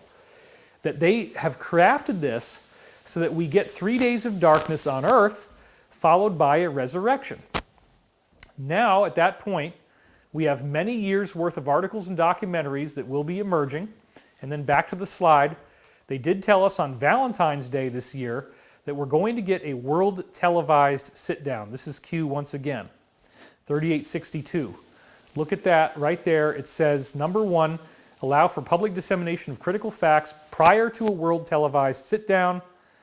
And then they say on February 17th, it's going to be a very hot spring. But in the meantime, this is a very important point. What is happening to us as we are going through this COVID shutdown. Now, I understand, and I'm very sensitive to the idea that you may feel that you are, screwed for life, that your business is screwed, your finances are screwed, you have no hope, you have no future. But they are already going to be paying everybody $1,200, and they've said they're going to do more if they need to, if it lasts longer. And when we get out of this thing, we're going to get a global financial reset, which will have much greater prosperity.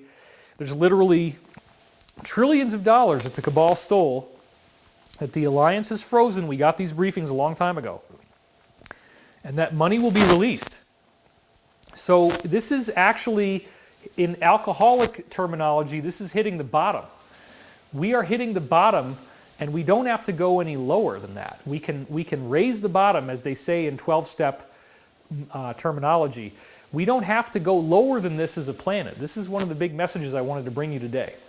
So the Law of One reveals that the more leisure you have, the faster you are going to ascend. And they did this when they were talking about Nikola Tesla and what would have happened if his free energy devices had not been impeded. So this is very wordy stuff. They talk in a very wordy way, but that's because it's an extraterrestrial intelligence. It's a higher intelligence, okay?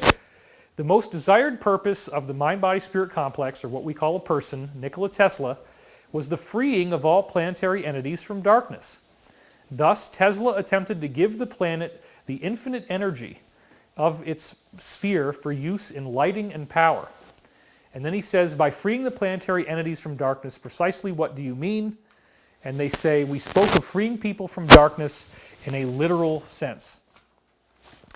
Would this freeing from darkness be commensurate with the Law of One, or does this have any real product? And they say the product of such a freeing would create two experiences. Firstly, the experience of no need to find the necessary emolument for payment in your money for energy. So on a very simple level, if we get free energy, you don't have to have anything you don't need money anymore because you don't need to pay for energy. Energy is the basis of capital. Secondly, the leisure afforded, thereby exemplifying the possibility and enhancing the probability of freedom to then search the self for the beginning of seeking of the Law of One. So there you have it.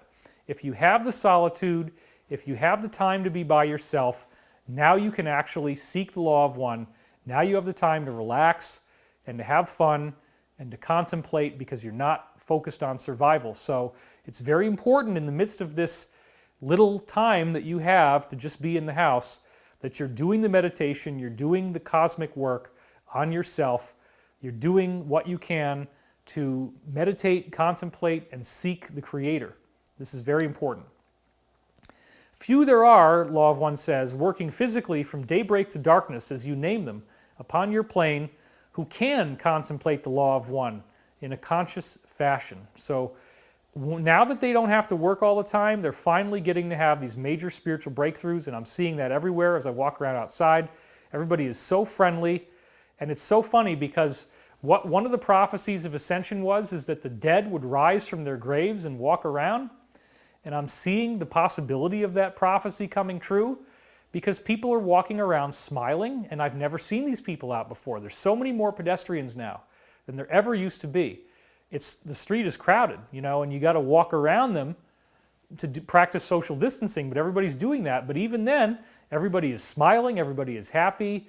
The cars that used to speed by me here in Los Angeles are now going at a normal speed when they see pedestrians. It's wonderful. So I'm very happy about what it's like outside. So then he asks, what about the Industrial Revolution in general? Was this planned in any way? They say that is correct. Wanderers incarnated in several waves, that's ET souls, angelic souls, of which there are probably over 200, 300 million of them on Earth now. Wanderers incarnated in several waves, as you may call them, in order to bring into existence the gradual freedom from the demands of the diurnal cycles, that's day and night, and the lack of freedom of leisure. Okay, so what that means is that industrialization did help us out because before then you had to work really hard to grow your own food, wash your own clothes, you had to use, you had to wash all your dishes by hand, you didn't have a dishwasher, you didn't have a washing machine for your clothes, you had to make your own food, churn your own butter, raise your own chickens, raise your own eggs. It was a very difficult life, and you're not going to have the time to really pursue spirituality because you're always working. Now we have the chance, especially with the COVID thing, to actually really meditate, and we're going to be doing that here not too far from now. So another thing I want to talk about is the principle of spiritual Aikido. This is something that the Law of One talks about extensively, and it's very, very relevant to what's going on for us right now. And the idea here is that when the negative side makes a big move like they've just done, it's a terrible thing for them, actually, because if that move doesn't succeed, now the positive side is authorized to do much more than they ever could before. So because the negative side did try to kill the planet, and the positive beings, remember, what did I say last time? Edgar Mitchell and other astronauts and other notable people have talked about how UFOs appear over nuclear missile installations. They power down the entire base, and you don't get any type of available launch capability anymore. The missiles become inoperable, and this has been done for decades. Nobody's ever going to be able to have a nuclear war. The beings will not allow it. So what they have allowed, what they have authorized, is something that looks really scary, looks like it's the end of the world, but it's really not. It's not going to kill that many people. We heard from Michael Levitt, the Nobel Prize-winning chemist. This is not the end of the world. It's not a high death toll. But everybody's got to stay home, and now you're going to get your 3 days of darkness, and oh my God, I can't use the phone. Oh my God, I can't be on the internet. What do I do? Well, the president is telling me to stay inside the house on my phone. I guess I'll do that. That's when the arrests are happening. So the spiritual Aikido principle means that now that the negative tried this, that they actually tried to kill everybody, even though it failed, the positive now gets to do a heck of a lot more. Now, here's another thing. We just did release Cosmic Secret with the new version where you see me talking in a new shot version where the audio is better and I'm not as animated. I dialed my face down a little more. It looks a lot better. The movie's significantly improved. It's called The Cosmic Secret, so I do recommend, if you haven't seen it, go watch it. And I believe that if you bought it already, that you should be able to watch the new version now. It should automatically update for you when you go try to watch it now. So if you've already paid for it, you can go see it again with all new footage of me talking. It's the same words, but shot again with a little earpiece in my ear, a little invisible earpiece. And that was very difficult, by the way. I was hearing myself in real time and then shooting it out in real time, and the people that were filming me were amazed that I was pulling that off, but I did. So, in The Cosmic Secret, some people got upset by that movie because we're talking about this ascension scenario. And the ascension scenario basically said that we have been so spiritually ignorant here on Earth that it's going to ultimately take planetary catastrophes, cataclysms, tidal waves, tsunamis, pole shift to wake us up. Now, in that version of ascension, it's very important that you understand that most people on Earth, the vast majority of people on Earth, will not be here for that disaster. They will be rescued by an interstellar rescue plan. When Corey Goode was in the secret space program, if you believe his testimony, and I do, it was common knowledge in these ET groups that they come in and they rescue people at the end of a cycle because stars typically do give off this bright flash of light that causes catastrophic activity, or it can, unless we're balanced first. We have to be balanced on Earth, or else the planet goes through this pole shift. Now, those people who are taken off planet will be either relocated to another planet if they're not ready to become ascended beings, or they get to stay on Earth as it transforms into the fourth density, it is called, that apparently there's a new energetic configuration to the planet Earth that people are able to stay with the Earth as it upgrades into this higher frequency. But at that point, you're going to have a light body, you'll be able to levitate, you'll be able to lift objects with your mind, you'll be able to read other people's minds telepathically, you don't need to speak anymore, you'll know what your past lives are, you'll remember who you were. You kind of have both the afterlife and the physical life mastered at the same time. It's a really, really amazing prophecy, the Ascension prophecy. You become like a superhero, and you think about all the superhero films that we've had, and all these people flying, and all these people doing these amazing things with their hands and energy and stuff. This is literally like a prophecy of what will happen to those people who ascend. And again, the higher beings, like the Law of One, like all the great spiritual and religious teachings, they all tell us you just have to be nice. The Law of One even quantifies it, that you have to be 51% positively oriented, service to others, where you actually want to help people, and then you can be up to 49% manipulative, conniving, controlling, and evil, and you're still going to make the ascension. So it's not that hard. It shouldn't be that hard. You just have to be more interested in helping people than you are in causing them pain and fear and living off of them and getting them to work for you so you have it easy and they work hard, which is really what the cabal is doing. They are not at all doing an equivalent amount of work for the kind of money that they control. They just are in power and they've had the gun. So there are many scenarios in the Law of One that talks about how we could go through this thing with catastrophes. We will be rescued from them, but they will happen. Only the most evil people would be on earth to hang out through those catastrophes. However, the Law of One does say that there is the possibility of an event where we don't have to go through earth changes. And I am so excited today because I believe that what is happening with this actual shut-in is the possibility that we don't need earth changes.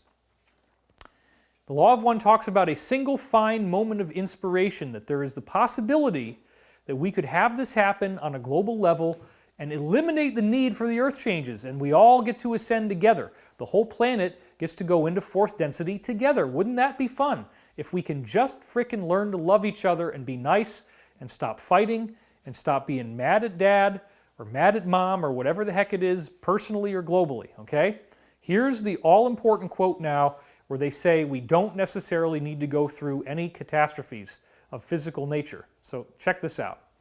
The prophecies made by Edgar Cayce indicated many earth changes, and I am wondering about the mechanics of describing what we call the future. What is the value of a prophecy such as Cayce made with respect to earth changes in all of these scenarios? Now they say, they're making an analogy, they say, consider the shopper entering the store to purchase food with which to furnish the table for the time period you call a week. Some stores have some items, others a variant set of offerings. Maybe now they don't have as much because of the frickin' shutdown. We speak of these possibility-probability vortexes when asked with the understanding that each of these prophecies, if you will, like Cayce had, would be equivalent of a can or a jar or a portion of goods in the store. Okay, we got that. It is unknown to us as we scan your time space whether your people will shop hither or yon. We can only name some of the items available for your choosing as you go through this ascension process. The, shall we say, Akashic record, which the one you call Edgar read from, is useful in that same manner. There is less knowledge in Edgar's material, because Edgar talked about a pole shift, of course, of other possibility-probability vortices, and more attention paid to the one that is the strongest and most apt to happen. We do see this earth change catastrophe vortex, but we see many others. Edgar's material, they actually use his first name, Edgar's material could be likened unto 100 boxes of your cold cereal, another vortex likened unto 3 or 6 or 50 of another product which is eaten by your peoples for breakfast.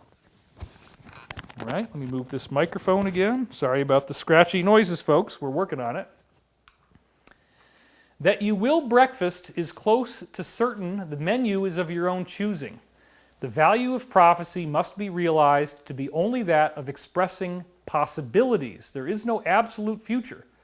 Moreover, it must be, in our humble opinion, carefully taken into consideration that any time-space viewing, which is like a spiritual view of the future, whether by one of your time-space or by one such as we, who view the time-space from a dimension, shall we say, exterior to it, will have a quite difficult time expressing time measurement values, meaning it wasn't 2012, they tried to get it within a window, but they don't know exactly when this will take place. Thus, prophecy given in specific terms is more interesting for the content or type of possibility predicted than for the space-time nexus of its supposed occurrence. So hang in there with me. These are very important quotes. Session 65, question 10. Given the amount of strength of the possibility-probability vortex, which posits the expression by the planet itself of the difficult birthing of the planetary self into fourth density, it would be greatly surprising were not many who have some access to space-time able to perceive the catastrophic vortex. The amount of this cold cereal in the grocery store, to use our previous analogy, is disproportionately large. Now, here's the bottom line, okay? The planet needs to evolve. The planet needs to turn into a heaven on earth, true paradise. The Illuminati, the Cabal, the Deep State, whatever you call them, they are playing the biblical satanic role in this archetypal story that we're all dealing with. Their time is up. Why? Because we don't need that anymore. We don't need there's nothing to be gained from an organized negativity on earth. Now before, the Law of One talks about this extensively, the Illuminati is a mirror. Because what happens at home? You have molestation taking place at home, even from somebody's own parent. And then you're supposed to act like everything's okay. After it happened, you don't talk about it. It's all hidden. When you're living with an alcoholic and you're getting abused all the time, and then the alcoholic says, oh, you know I love you. And none of this is really me. I was just very upset that night, you know. And they give you all the flowers, or they give you the chocolates, and they try to maintain control. They never admit that what they're doing is wrong or that they're at fault. They say, well, you made me do this. You made me abuse you. Anybody else in my situation would do the same thing, okay? That's the individual level, which then iterates into the collective level where these people are hidden and they're evil. And so because we have hidden evil in our own lives, it has to iterate out into the world as a metaphorical reflection, which is what the Cabal really represents. So once we learn how to break away from our abusers in our own lives, and we do that by actually doing that in our own lives, we are holographically healing the planet. We are saying to the collective bad guys, your services, if you will, are no longer required. We don't want this. We don't want you guys doing this to us anymore. We're done. It's over. And you guys, time has run out. When their time runs out, that is like an ascension phase, right? Because now we have the possibility of a golden age. Release free energy technology, release anti-gravity, prosperity, you know, no more financial adversity, no more hunger, no more poverty. This is what could be right around the corner, okay? So there is a possibility, as the Law of One is about to say, for a way that we could get through this thing where we don't have catastrophes, because all we have to do is be nice to each other. Stop fighting. Stop being angry at Dad, whether it's Trump or whoever, okay? Trump might end up doing something really cool and everybody's going to have to acknowledge that even if they don't like him. Yeah, okay, well, I don't really like the guy, but oh my God, look at what they pulled off. They nationalized the Federal Reserve. They got it back under U.S. control. They got rid of they arrested all these people. They got rid of all this corruption. They stopped children from being molested and killed. This is a good thing. Okay, yeah, it wasn't the hero that we wanted, but it's the hero we got for some people.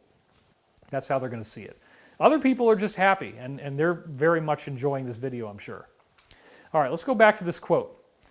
Each person who prophesies does so from a unique level, position, or vibratory configuration, and there will always be biases and distortions in their prophecies because they are reading it in with their conscious mind. So then they say here, the angelic soul or the wanderer, it was the aim of the wanderers to serve the entities of planet Earth in whatever way they were requesting, and it was also the aim of wanderers that their vibratory patterns might lighten the planetary vibration as a whole, thus ameliorating the effects of planetary disharmony and palliating any results of this disharmony. So this is a very important point. I have this whole thing I've been talking about for many years. It's in my new book, More Than Ever, about the idea of being an extraterrestrial soul. I got awakened to this possibility when I read a book called From Elsewhere. It was in 1995 at the end of the year, and it said, you know, there was this questionnaire at the back, and it said if you can answer these 12 questions in the affirmative, then you're probably an ET/angelic soul. And this questionnaire was the most amazing thing I'd ever seen. It was all the stuff about me that even my parents might not necessarily know. About being sensitive, having fantasies of spaceships, having fantasies of ancient civilizations, feeling like I had powers that I lost, feeling like my real parents were not my birth parents, but that there was some other. And I was having these dreams with this old man who felt a lot more like my father than my real parents did. That's just true. I mean, I do love my parents, but I always felt like something was off. And there's a lot of these weird characteristics. Being naive, having everybody take advantage of me because I'm so nice and I want to see the good in people, thinking that everybody is as smart as I am, thinking that everybody is as nice as I am, that they're not going to betray you. And throughout my whole life being surprised over and over again at how crazy people can get and how ruthless they can get. Some really bad stuff has happened to me. So anyway, let's go on with this quote. Specific intentions such as aiding in a situation not yet manifest are not the aim of these ET souls. They're here to vibe up the planet just by staying happy. That's your main job, is to remain happy. Light and love go where they are sought and needed, and their direction is not planned beforehand. So that's what we got to do. We got to improvise. Do the vibrations of wanderers somehow add, just as electrical polarity or charging a battery or something? Does it also aid the planet, their physical presence? And they said, yes, this is correct, and the mechanism is precisely as you state. We intended this meaning in the second portion of our previous answer. So literally they feel that a certain number of angelic souls who are more evolved, and they're not going to understand why everybody's so mean here on Earth and manipulative. They're here just to bring up the energy level on planet Earth.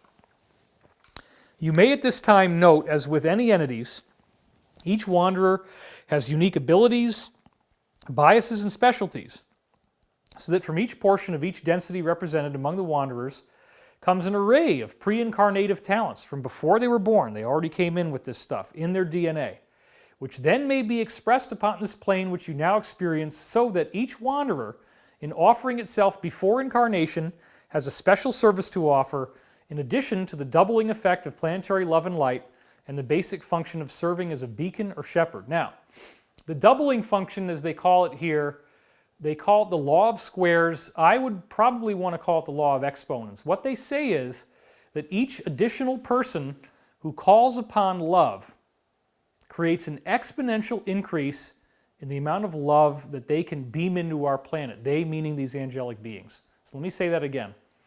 Each additional person who's praying or meditating or feeling in a loving space and wanting the planet to be a better and more loving place, each one adds exponentially to the number of people that it's considered to be who is calling for this. So you get 2 to the first power, 2 to the second, 2 to the third, 2 to the fourth. And so the call becomes much, much greater than the call of the negative. When you do negative stuff, when you're calling for pain and fear and jealousy and betrayal and rage and terror, it only adds as one vote. But the votes for love count up exponentially. So if there's these wanderers on Earth who are naturally, the misfits, the outsiders who don't fit in because they're quirky and they're weird and they're sensitive and they're too loving and they're too trusting, those people, as they stay in love, they're doubling and they're exponentially increasing what the positive beings can do to help us. All of this stuff seems to be coming to a head right now on Earth. It's really amazing.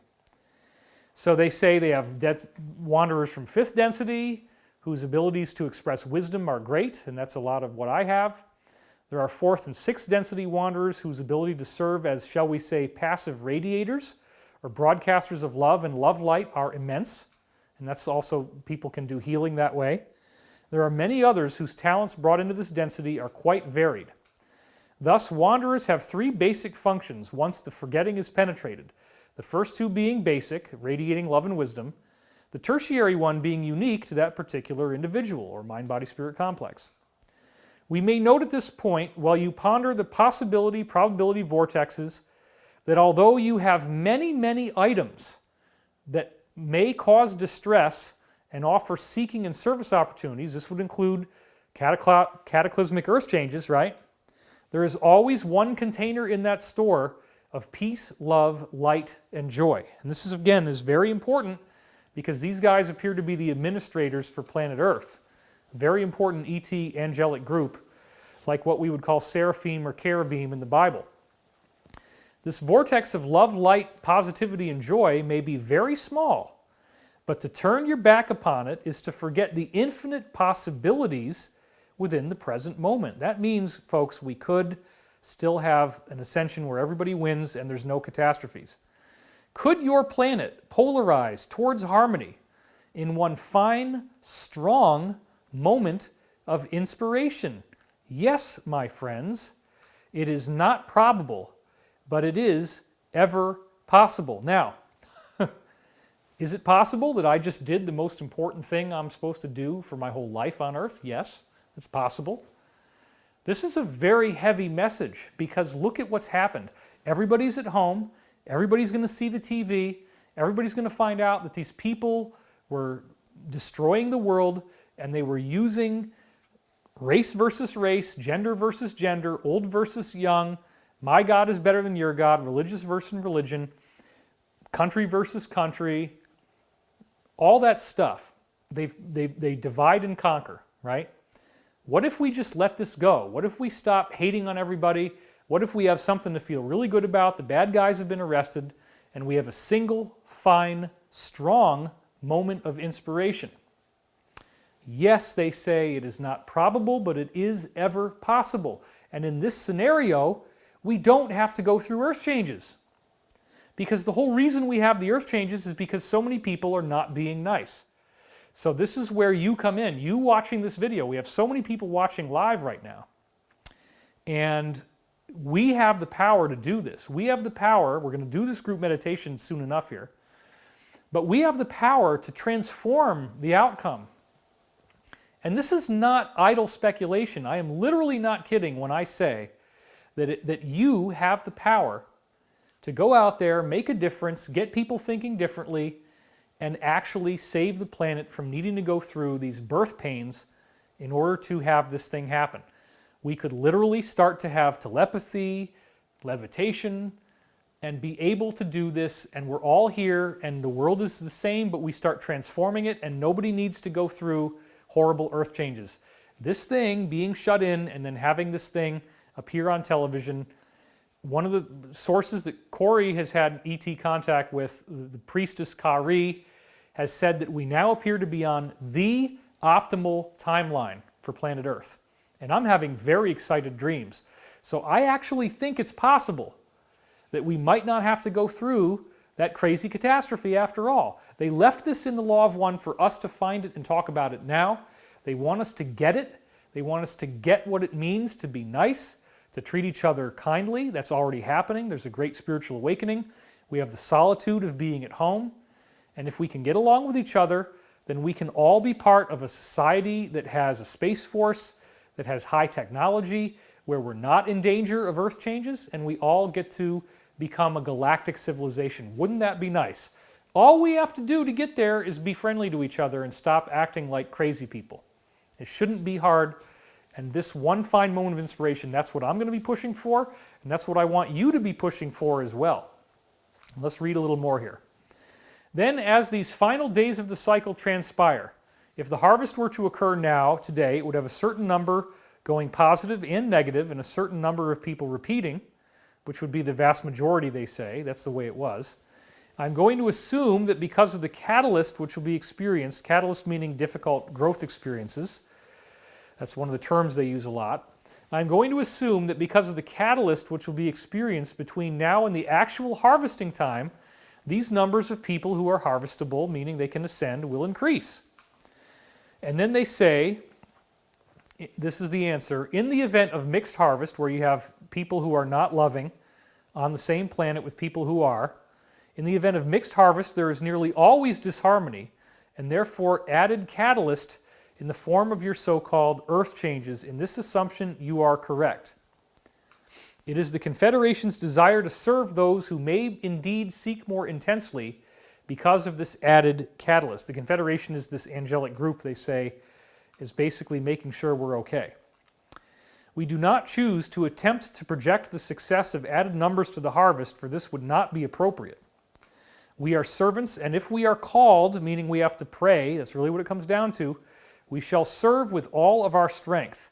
To count the numbers is without virtue. So again, you don't have to give up your religion. Any type of prayers you do are sufficient, whether it's to Muhammad or Buddha or Allah or Jesus, whatever. we could be hitting the bottom right now. This could be our planetary bottom. Maybe it doesn't have to get any worse, because the Law of One just told us that there is a way through this where there are no big catastrophes. We don't have to go through the earth changes, and this Great Awakening, as Q is calling it, is our perfect opportunity for that to happen. And before we do the meditation, I want to lay this one more concept on you, and then we're going to get into it. I want to keep this under 3 hours, and I think we can do that. So chaos theory is another way that we can look at this thing to prove that everything's going to be fine. Chaos theory, of course, is the idea that a flap of a butterfly's wing can create a typhoon on the other side of the planet. It was really introduced in this book by James Gleick called Chaos Making a New Science. And there's a variant of chaos, less popular, known as complexity theory. And this particular book I read in the 1990s, I believe, late 90s, and it absolutely blew me away, by M. Mitchell Waldrop, Complexity, the Emerging Science at the Edge of Order and Chaos. And notice that he's got a sand dune there. Well, the sand pile is very important in this book. So here's M. Mitchell Waldrop. Now, this book has done very well. It keeps getting republished with different covers. Here he wrote a new afterword in this version. Here's another version of the book, The Emerging Science at the Edge of Order and Chaos. Okay. Now, what do we get in this book? The bottom line is that humanity is part of something that they call a complex adaptive system. Now, in a complex adaptive system, you have multiple agents who can interact where they have their own free will. Now, what he talks about in the book is that they built these little systems into a computer simulation where individual pixels were built in such a way that they had free will, they could move around with a very simple set of rules, and they could interact with each other. And what really amazed them was that life started to form in the computer. They believed it was life because the pixels would start to group together into these little snakes. And the snakes would go around and they would explore. They would find other things. They would get bigger. They would, absorb other pixels. And they had all the basic behaviors of life. But the most impressive work they did was with supercomputer sand pile simulations. Now, here's another version of the cover. And we're going to talk about that sand pile stuff in just a second. I mentioned all of this back in my original 2007 article. This is the first time I came out against the Illuminati. It's called The Revealing. It's very historic now. And February 26, 2007, this is when I took all the knowledge I'd gathered over the last 15 years and finally started to go public because I knew these people were going to try to do this. The Revealing is where they reveal that they're Luciferians and they try to take over the planet. So here's what I say here. And actually, let's go back to the camera, and then I'll read that in a minute. So we got to talk about the sand pile. This is very important, the sand pile simulation. Okay, so what happened is that these complexity theory scientists took a supercomputer and created a situation where you have an hourglass that's simulated inside a computer. They have individual particles that are falling down from one common point, and then they're forming a pile. What makes this very different than a typical computer program is that in this case it's a supercomputer and they're tracking the exact pressure and direction of pressure on every single sand particle in the entire sand pile. They know exactly how much stress it's got, where it wants to move, what it wants to do, and they track this as the pile keeps forming. Now, here's what's so interesting. As the system reaches peak instability, the weird, godlike rules of chaos theory, which they call complexity theory in this case, the weird rules of complexity theory kick in. As the system reaches peak instability, as it becomes unstable, this is the sand pile, it's going to have an avalanche. There's going to be an avalanche in the sand pile. That would be the equivalent of like a global economic crash, okay, which is what we're seeing now. But again, it's a complex adaptive system. Each particle has its own freedom of movement within reason. What we see is that before the avalanche takes place on the sand pile, when they're looking at these sand particles, something very fascinating happens. You can no longer tell where any one particle is going to go. You can no longer tell which direction it's going to travel in, and you can no longer tell how fast it's going to travel. Everything gets into a state of chaos, but chaos is order in this new system, chaos theory, okay? So everything goes into this weird state where it's all in flux and you can't predict anything, and then there's an avalanche. But the avalanche takes the sand pile and simply forms it higher up. You get another sand pile that's higher and more organized. It's more complex. It has greater complexity. The system can only evolve. As the sand keeps falling, as the strain goes on the system, it turns into another perfect pile of sand. And that pile keeps building. And then eventually it destabilizes again. There's another avalanche, and it immediately becomes even more organized. And what's even more outrageous than that is that within these supercomputer simulations, they found out that the whole entire structure of the reorganization, which in this case would be the global economy, could literally formulate around a single particle. In other words, the behavior of one single grain of sand in the entire sand pile. The behavior of one grain of sand can determine how it restructures into a higher level of order. And that person could be you.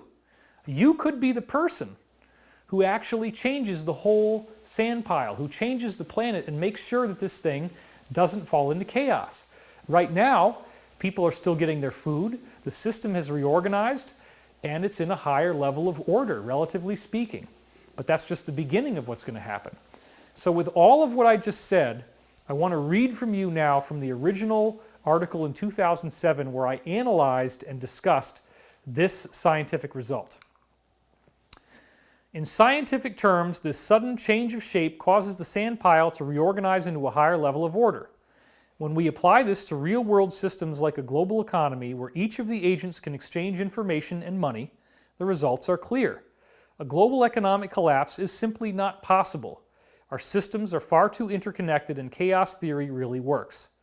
All that can happen when the system destabilizes is a temporary avalanche of disruption. A new system then quickly arises. That's exactly what's happening now.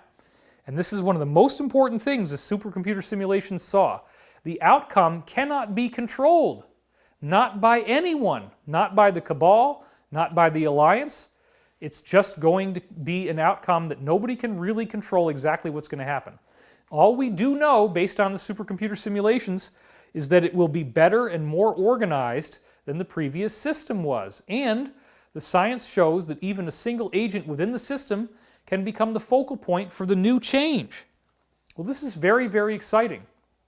And I want to read you a little bit from a scientific article, complexity.orcon.net.newzealand.intro.html, just so you can get a sense that I didn't make this up and you can read from somebody who talks about this from a scientific basis. A complex adaptive system is a complex system, like the economy, that has the ability to not only respond to its outside environment, but can adapt to become more efficient within its given environment. That is what's happening to us now. If we get free energy and anti-gravity, it's going to be awesome. That means the system can learn. All forms of life are complex adaptive systems. Our economy is learning, and it's going to turn into something more evolved now.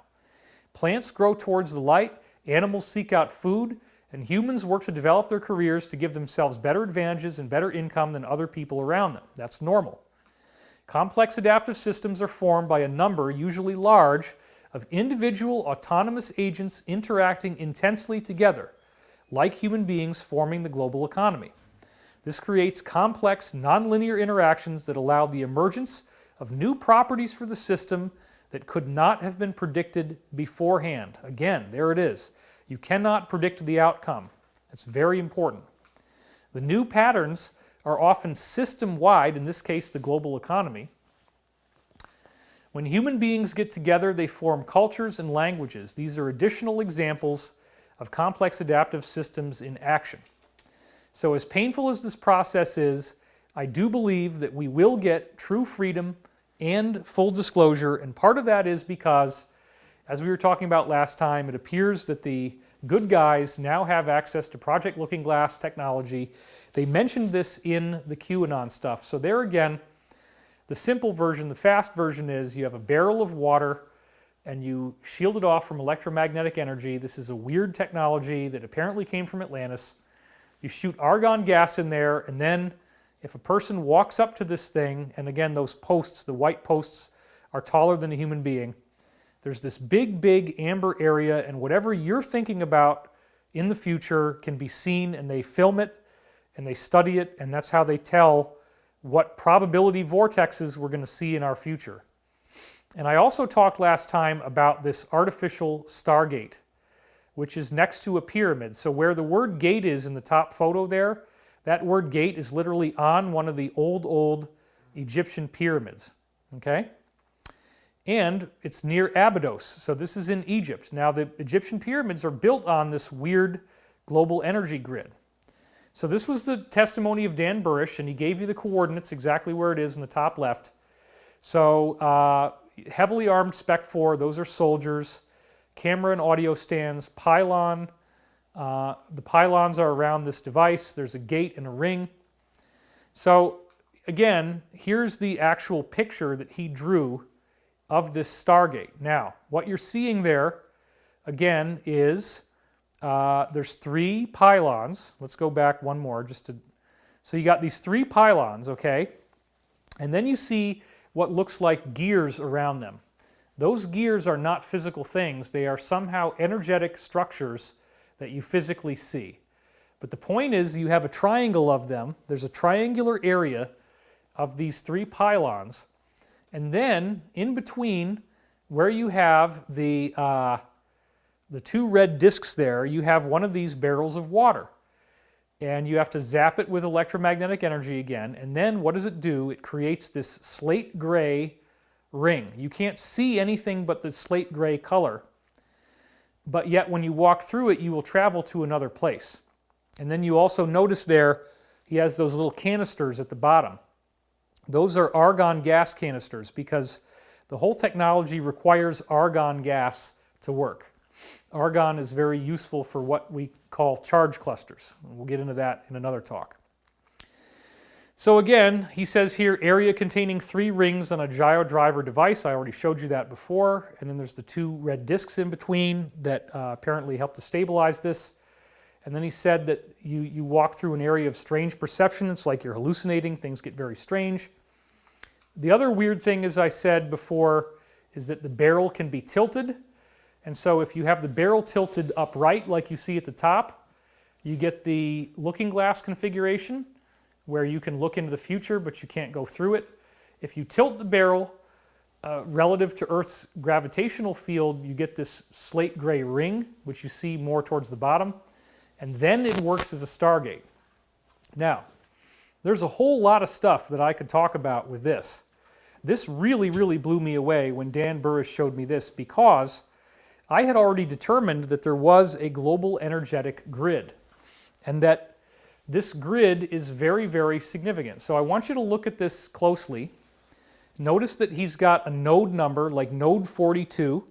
It says swivel point 42, and then there's other things there. But this is the best he could remember of a flip book that he saw one of the military guys holding on to while they were using this Stargate. So I want you to look at that geometry carefully for a minute, and I want you to see that there's these pentagons, which that's called a dodecahedron, and then there's also these other lines that connect it, which would be the icosahedron. Now, I have talked about the work of he's not a doctor, Ivan T. Sanderson, who was a researcher of paranormal subjects. And Ivan Sanderson started to investigate the disappearance of ships and planes on Earth. And what he found was that if he took a pushpin and put in a place where a sailing ship or a flying plane vanished mysteriously, where there's no oil slick, there's no flotsam on the water, there's no sign of anybody going anywhere, they just simply disappeared, he found that there were these 10 places around the Earth where that was happening. Then he found out that you could add the North and the South Pole and you'd get 12. Now what's so weird is that these 12 points were equidistant from one another, which means that you can play connect the dots and get a simple geometric pattern of 20 triangles on a spherical surface called an icosahedron, okay? Well, then the Russian scientists in 1971 or thereabouts, there was 3 scientists, Goncharov, Morozov, and Makarov, and they discovered that you could turn the icosahedron inside out and form a dodecahedron. And then you get an icosadodeca grid. Now, let's go back to the slide for a minute. What Burish was saying that he saw here is the icosadodeca grid. That is exactly what it looks like. And remember, each of those red points that you see where the red dots are, those are the Bermuda Triangle type of points where all the planes and ships are disappearing. So this is a natural Stargate system. It's a natural system that works off of consciousness. If you have the right consciousness, apparently you could use this to travel. We can go back to camera now.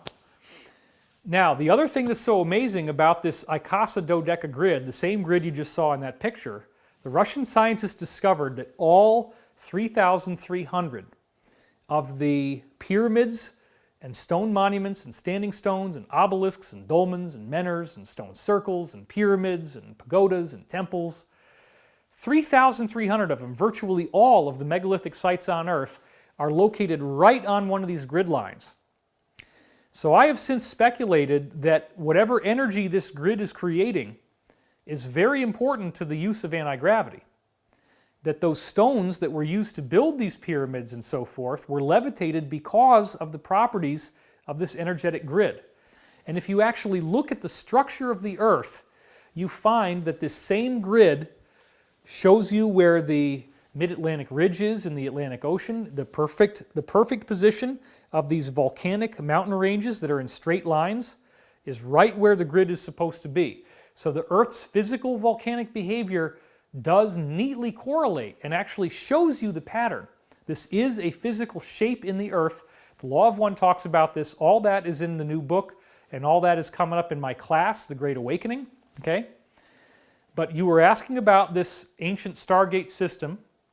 And so if you want to join my class, The Great Awakening, there is a link you can click on right below this video. And I'm going to talk a little bit more about that as we go on. But I will never have blown your mind the way I will in this. We're going to get very spiritual, very deep, because I do believe we have a way to get through this thing without earth changes. I believe that this planetary shutdown, when nobody's dying that much, is the opportunity for us to get the fine, strong moment of inspiration. And so what I want to do is to help to train you to be as intuitive as possible, to understand how to download your information, how to understand the information your higher self is giving you, the training that you need to have, all those things to be able to help activate this path. That is what I'm offering. It's the best that I have to offer. It is a mystery school because we can't just put this stuff out online. It's high-octane teachings, not for everybody. But there is a little bit of an initiation to get in, which is the money. It's not that bad. And again, we're going to be getting the $1,200 checks, and we're going to be getting this global financial reset. So I really don't see this as any kind of end-of-the-world thing. Now, when you go through a Stargate like the one that I showed you the image of, that is a jarring frickin' ride. That's called an ancient Stargate, okay? And there's different types. The one that I showed you is one type. There is another type that is simply a ring, and those also exist, okay? It's not just that type. That's one quirky way to do it. But the point is, when you go inside that thing, it's a very jarring wormhole ride. You actually experience a ride through wormholes. Now, apparently, the bad guys, the Draco Reptilians, built out a Stargate system with these very large spherical craft that they built and placed out in space. And so you have to go through these hopping points when you do a Stargate trip. The end of the movie Contact shows that very neatly with Jodie Foster, where she's traveling and then she stops and she sees this weird architecture and then she starts traveling again.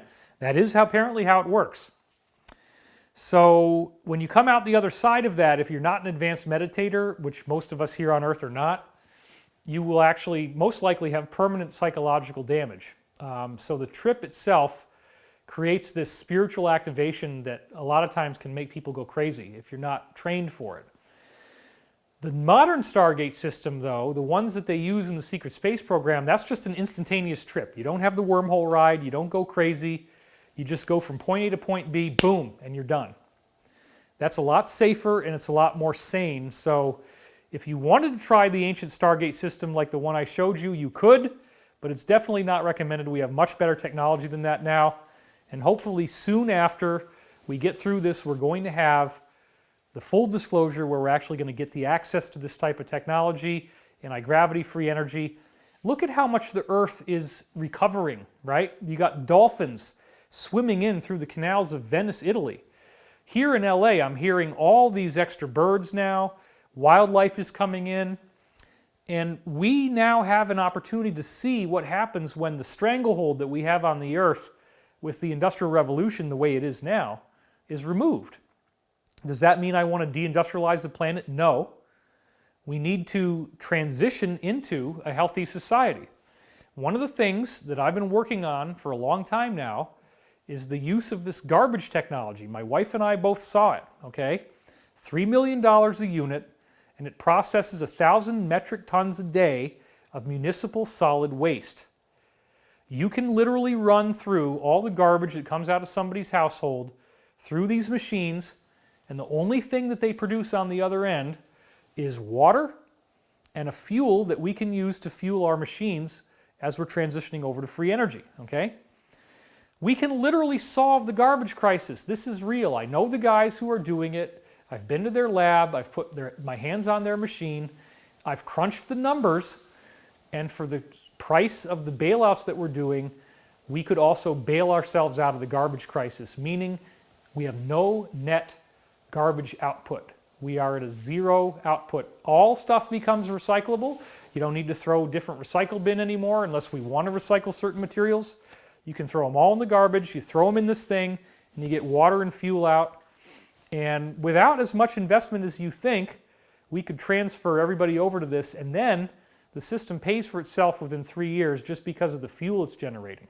So you get return on investment after 3 years. And with the funding sources that we need to have in place, we already have ways of getting that. And I am involved in a company that is working on that right now. I'm not going to make more announcements until we get financed, but we are very, very, very close. So I'm hoping to be able to announce that very soon. But our company is also working on an anti-gravity technique that will work.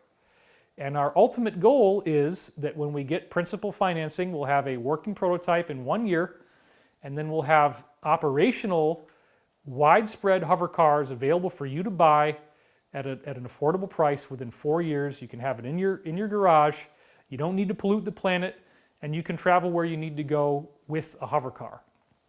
And they're going to have flight control, which means flight control is some very advanced stuff. Nobody's going to be crashing. Nobody's going to be dying. We've gotten all excited about people dying on Earth right now. Well, imagine if we could stop all the deaths from car crashes. Imagine if we had a non-polluting technology. All of this is part of what full disclosure is going to give us. And the secret to how we get there right now is through a mass global meditation. Now, I'm seeing that right now we have over 35,600 people on this live stream, which is even better than before. That's 10,000 more than we had last time. Now, the meditation effect, or what used to be called the Maharishi effect, we can't really call it the Maharishi effect because if you hear about what happened with the Beatles and Maharishi Mahesh Yogi, it wasn't too good, okay? And we can't let this one guy claim the meditation effect. I'm sorry, we're calling it the meditation effect.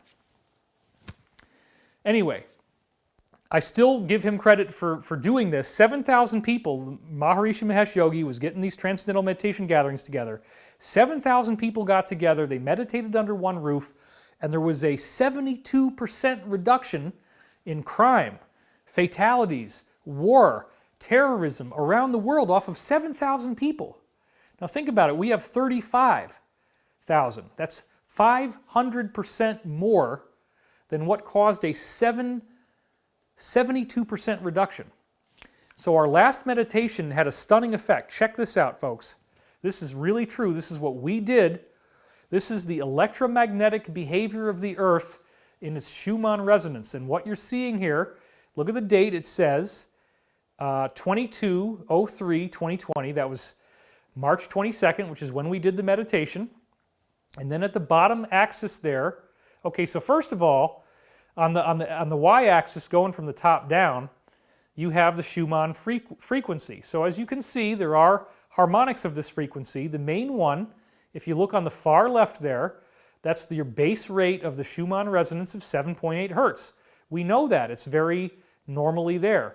Now, normally the Earth doesn't do this. You don't get these surges. It's just going to be that line and then some other smaller lines, but the main line around 7.8 hertz.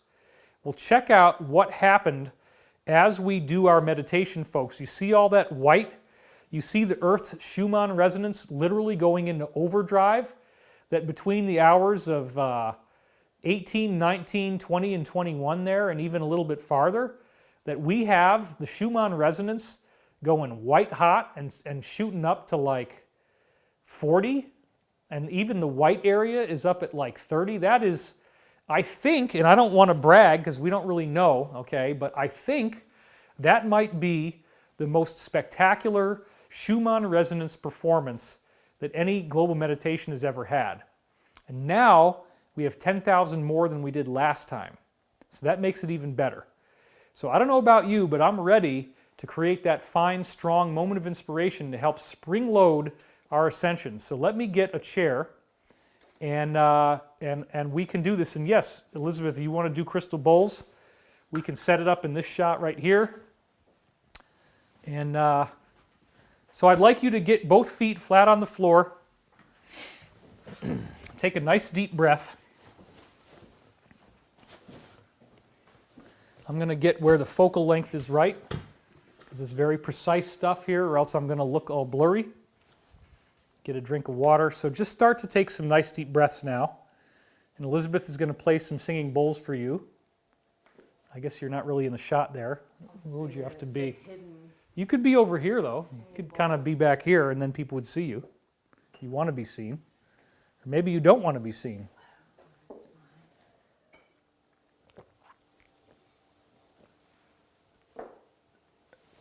Elizabeth is a wonderful wife, and one of the things that she does is plays these crystal singing bowls. And so this is going to give us some great accompaniment as we do this.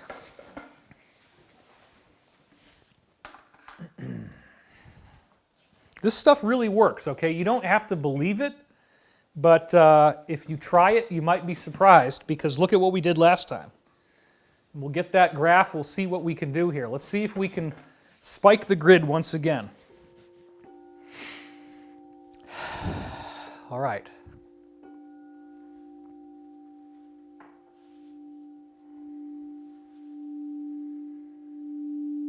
Take a nice deep breath.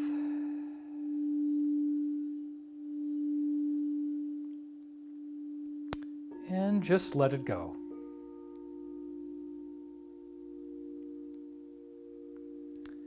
And then take another nice deep breath. Close your eyes.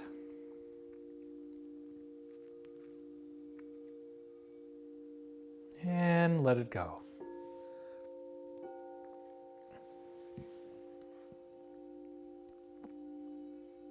Imagine all 35,000 of us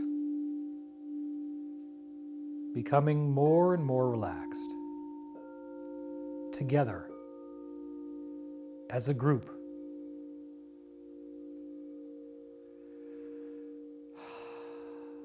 Just let yourself breathe. Exhaling all tension out of your body.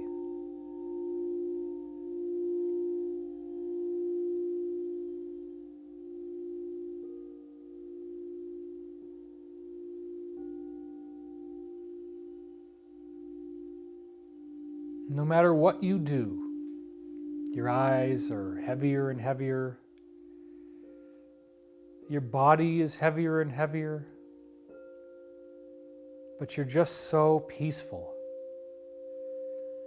as you allow your breathing to continue any way it wants to.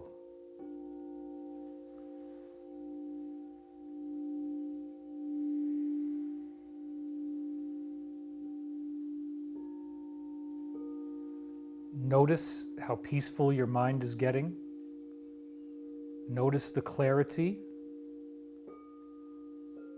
the lack of confusion, the lack of fear.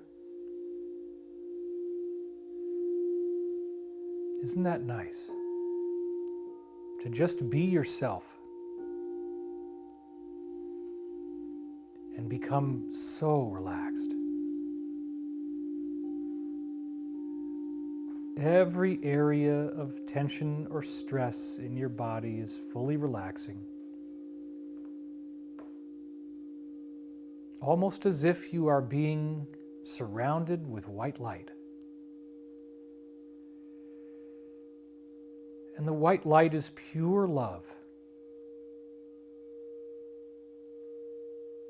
And you can allow that love in if you want to. Allow yourself to be worthy, to be a true child of the one infinite Creator. You are worthy of every kindness. You are worthy of love. You are worthy of happiness and peace. You are worthy of financial prosperity. You are worthy of intelligence and positive decisions. You are worthy of respect. You are worthy of patience, compassion.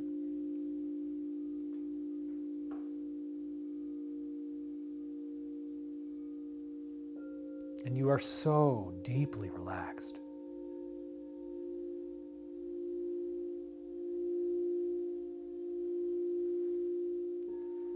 You're going deeper and deeper and deeper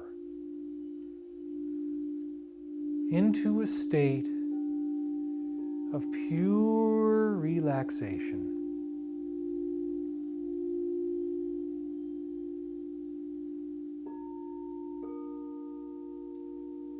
And I would now like for you to imagine the index fingertip of your right hand. I'd like you to focus on the index fingertip of your right hand.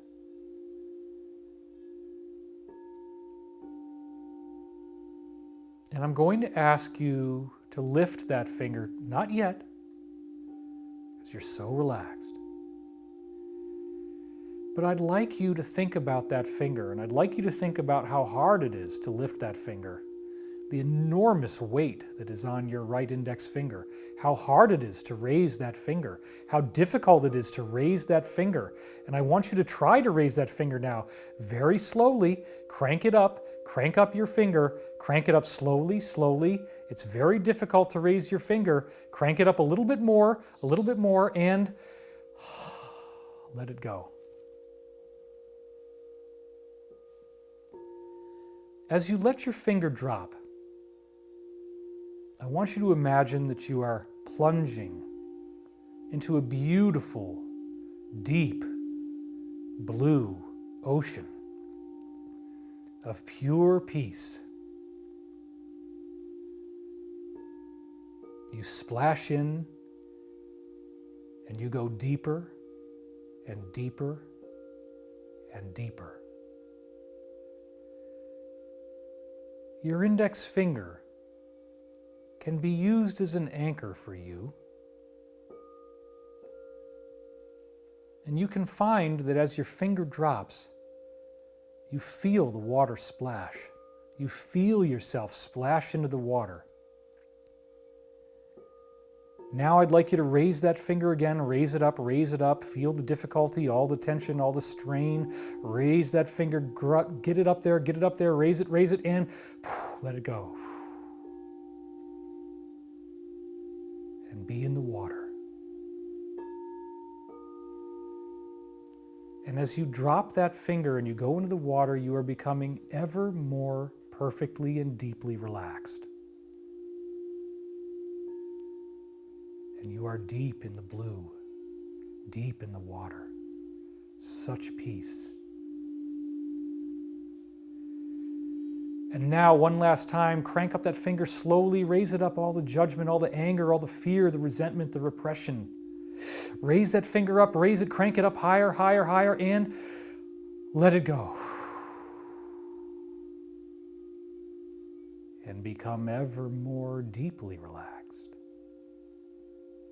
Ever more deeply relaxed in this beautiful ocean of life and consciousness.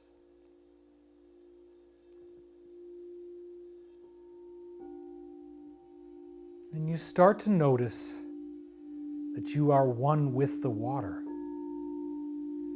that you feel currents moving through your body, rippling sensations, shifting and drifting, portals to other realities from the earth opening up, stargates that can take you on a journey into infinity, the great beyond to explore. Imagine the earth. Imagine the earth as a living being. You can access it through these deep blue waters that way. Imagine the fear the earth has had, not knowing if we would blow it up, if we would poison it beyond repair, and worrying about us. Will we learn to love? Will we learn to understand one another? Will we learn peace? Will we free the technologies that clean our Mother and Father Earth? Imagine the Earth's downright terror of us. We just march along in our little lives. We're not paying attention. And be grateful now that you can resonate with the earth. And as you become even more deeply relaxed, imagine that you are the earth. Imagine yourself as this blue watery orb. And let's give yourself some credit. You've been through a lot, and now you have an opportunity. Now you have an opportunity for great truths to be revealed to everyone, for a planetary awakening. And you're just so relaxed.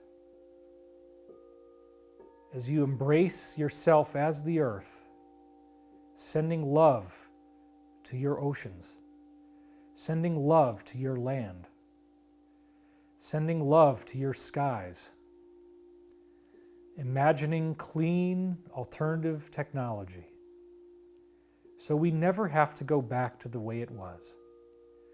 We never have to choke our rivers, pollute our oceans, poison our land,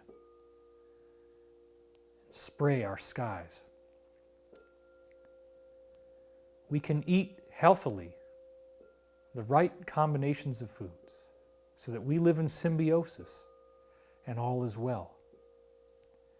And we treat each other with respect, compassion, love, understanding, patience, long-suffering, kindness, curiosity, open-mindedness, freedom, and of course, deep and abiding compassion. We learn that there was a group that was trying to turn us against one another. And they had their time, and now their time has passed. We don't hate them, we just want them to stop what they were doing and let this evolution take place. And I ask you now, I invite you now to envision the earth waking up so that we don't have a difficult birth. We don't need these earth changes. We don't need tsunamis, tidal waves, catastrophic pole shift, that it all happens in a way where everyone gets to participate in a fine, strong moment of inspiration. We're smiling, we're happy, there's light on our faces as the world becomes a paradise and we all learn to respect one another and love one another. And we send that energy to everyone, to all beings, and to the earth, seeking only that we may make this into a true paradise where everyone is happy, everyone has enough food, everyone has enough water, everyone has a nice house, everyone has a positive community of like-minded individuals that they can share time with. And we're not stuck living in a prison. We are liberated, we are pure, we are whole.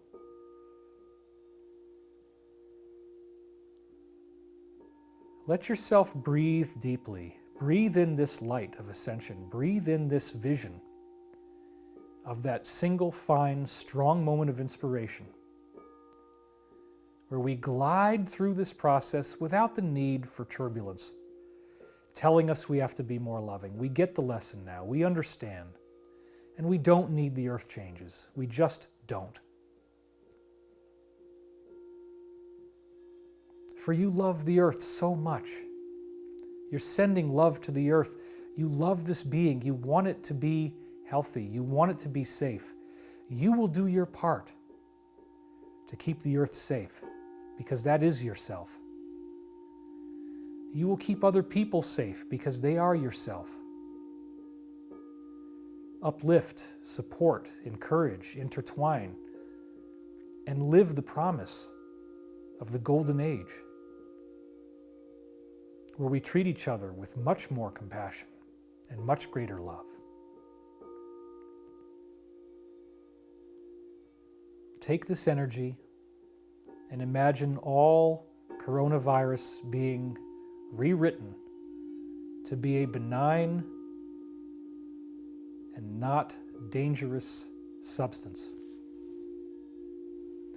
Rewrite that molecule. Take its lethality away. Send your love and your support to all those healthcare workers, making sure that everyone gets the care they need within reason, that those emergency facilities are set up if needed, that everyone is getting respirators and ventilator masks,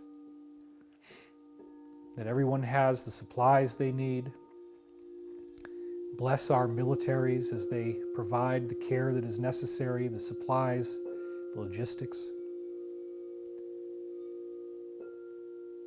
And let us think about the possibility of the 3 days without telephone or internet.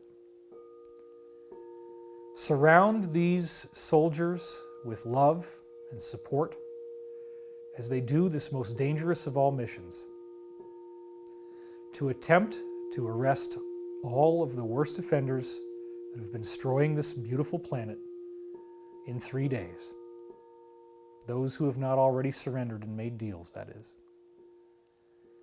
Send light to those soldiers, envision them kicking in the doors, going in there and doing this peacefully without gunfire, arresting people, bringing them out in handcuffs, so that they may have a fair trial. All done through due process of law, sealed indictments, all legal. We ask for clemency. We ask that heroes can come forward, that whistleblowers can be given honor for doing the right thing to save the planet. That we will not treat them all like villains, but those who wish to help us and do something good will be revered and honored for their sacrifice and their bravery. Send those would-be whistleblowers your love and your support. Strengthen them in their journey towards the truth, because this is something we can all agree on. We live here, and we need to make this planet a paradise for everyone. Send this energy to your family members, to those you love. And lastly, send it to yourself. Give yourself the gift of your love. You might not always like what you see in the mirror. There might be aspects of your personality that cause you to feel shame. Others might have told you you're not good enough, you're not strong enough, you're not smart enough, you're not thin enough, you're not young enough, you're not intelligent enough. Whatever all that is, just know now that when someone is speaking to you with such hatred and unkindness, they are not seeing the truth. They don't see you like I do, like we do, as a being of infinite worth, a perfect manifestation of pure love. You can be that because that is what you are. All you have to do is claim what already exists. Be present with the truth of what you are. So the next time someone looks at you the wrong way or speaks to you with unkindness, you understand that they are confused. They simply don't see reality. They don't see the love that we all share. They don't see the divinity that we all are. They exist in a relatively confused state. And if they cannot see beyond it, then you have the right to erect healthy boundaries and say no. You don't need to be obligated to these people. You don't need to do whatever they ask. And we as a planet stand today and we say no. We say no to the Illuminati. We say no to the New World Order. We say no to the globalists, to the deep state. We thank you for the things you have done. You've given us movies through Hollywood. Even with your agenda woven into them, many of them were still very entertaining. You've built our civilization. You've industrialized. You've given us a financial system that's useful under the right circumstances. You've given us governments and laws. It's not that all of this needs to be thrown away. We're just ready to have it serve the greater good of humanity. Serve the greater good of each individual as part of a collective. We can still seek our own prosperity, have ambition. We're not stuck in some communist prison where everybody gets paid exactly the same. Individual ambition to inspire others, to be noteworthy, all of that is great. And we envision a future where we have hover cars, where we no longer need roads. They turn into gardens. Nothing needs ever drive on the surface again. We envision a world of clean technology, without fear, without hunger, without starvation, without poverty. We envision a world that is clean and fresh, the air, the oceans, the streams, the rivers, free of pollution. We have the ability to do that. We can do that together. And most of all, the freedom from hatred. We just allow love to happen. We don't need to control others anymore. We don't need to manipulate others anymore. We don't need to play games to try to get more money, to try to lie and cheat and steal. We simply embrace one another in love. Send this energy to the earth and let us co-create the positive future where we don't need earth changes to learn these lessons.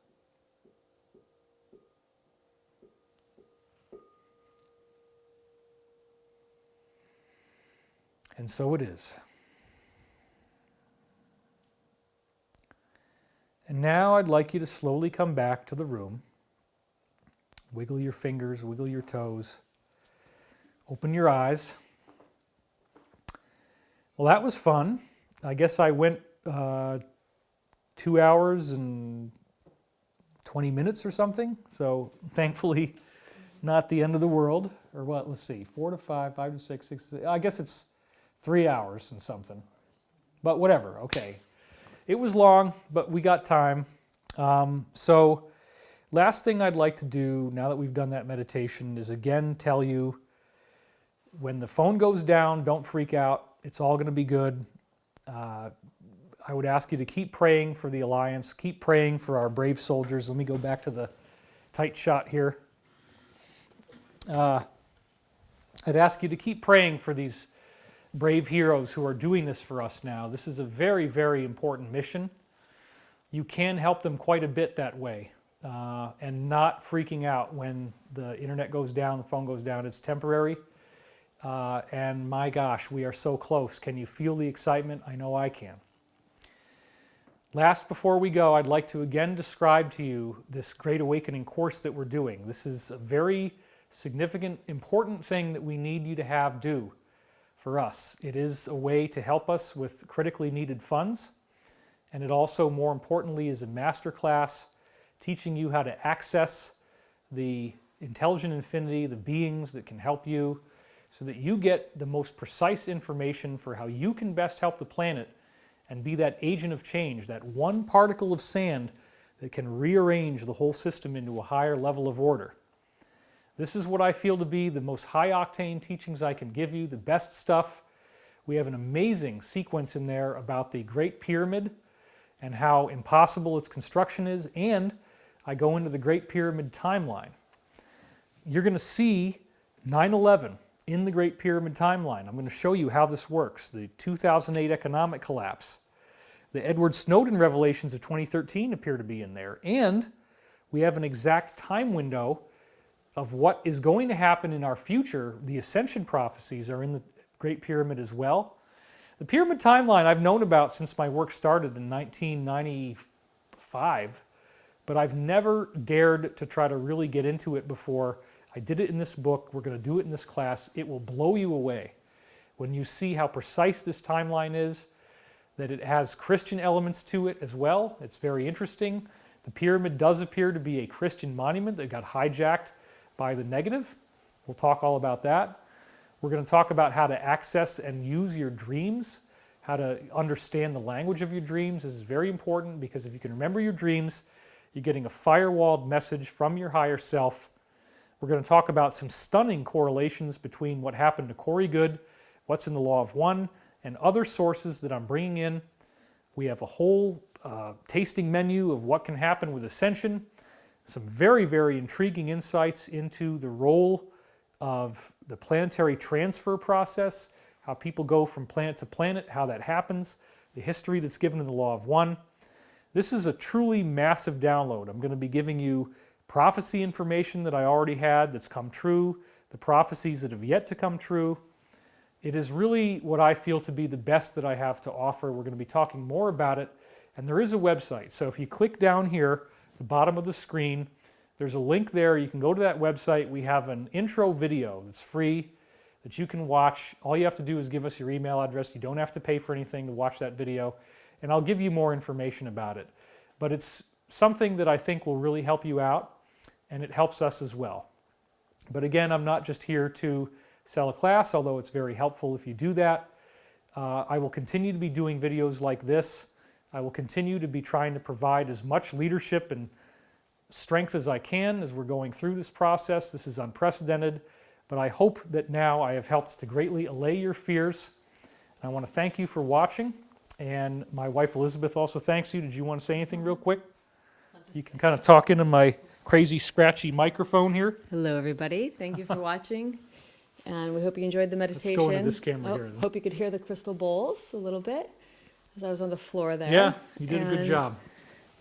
Let's get over here. I'll be doing a couple classes, bonus courses in the Great Awakening School, and one will be on power animals, and You can look over there.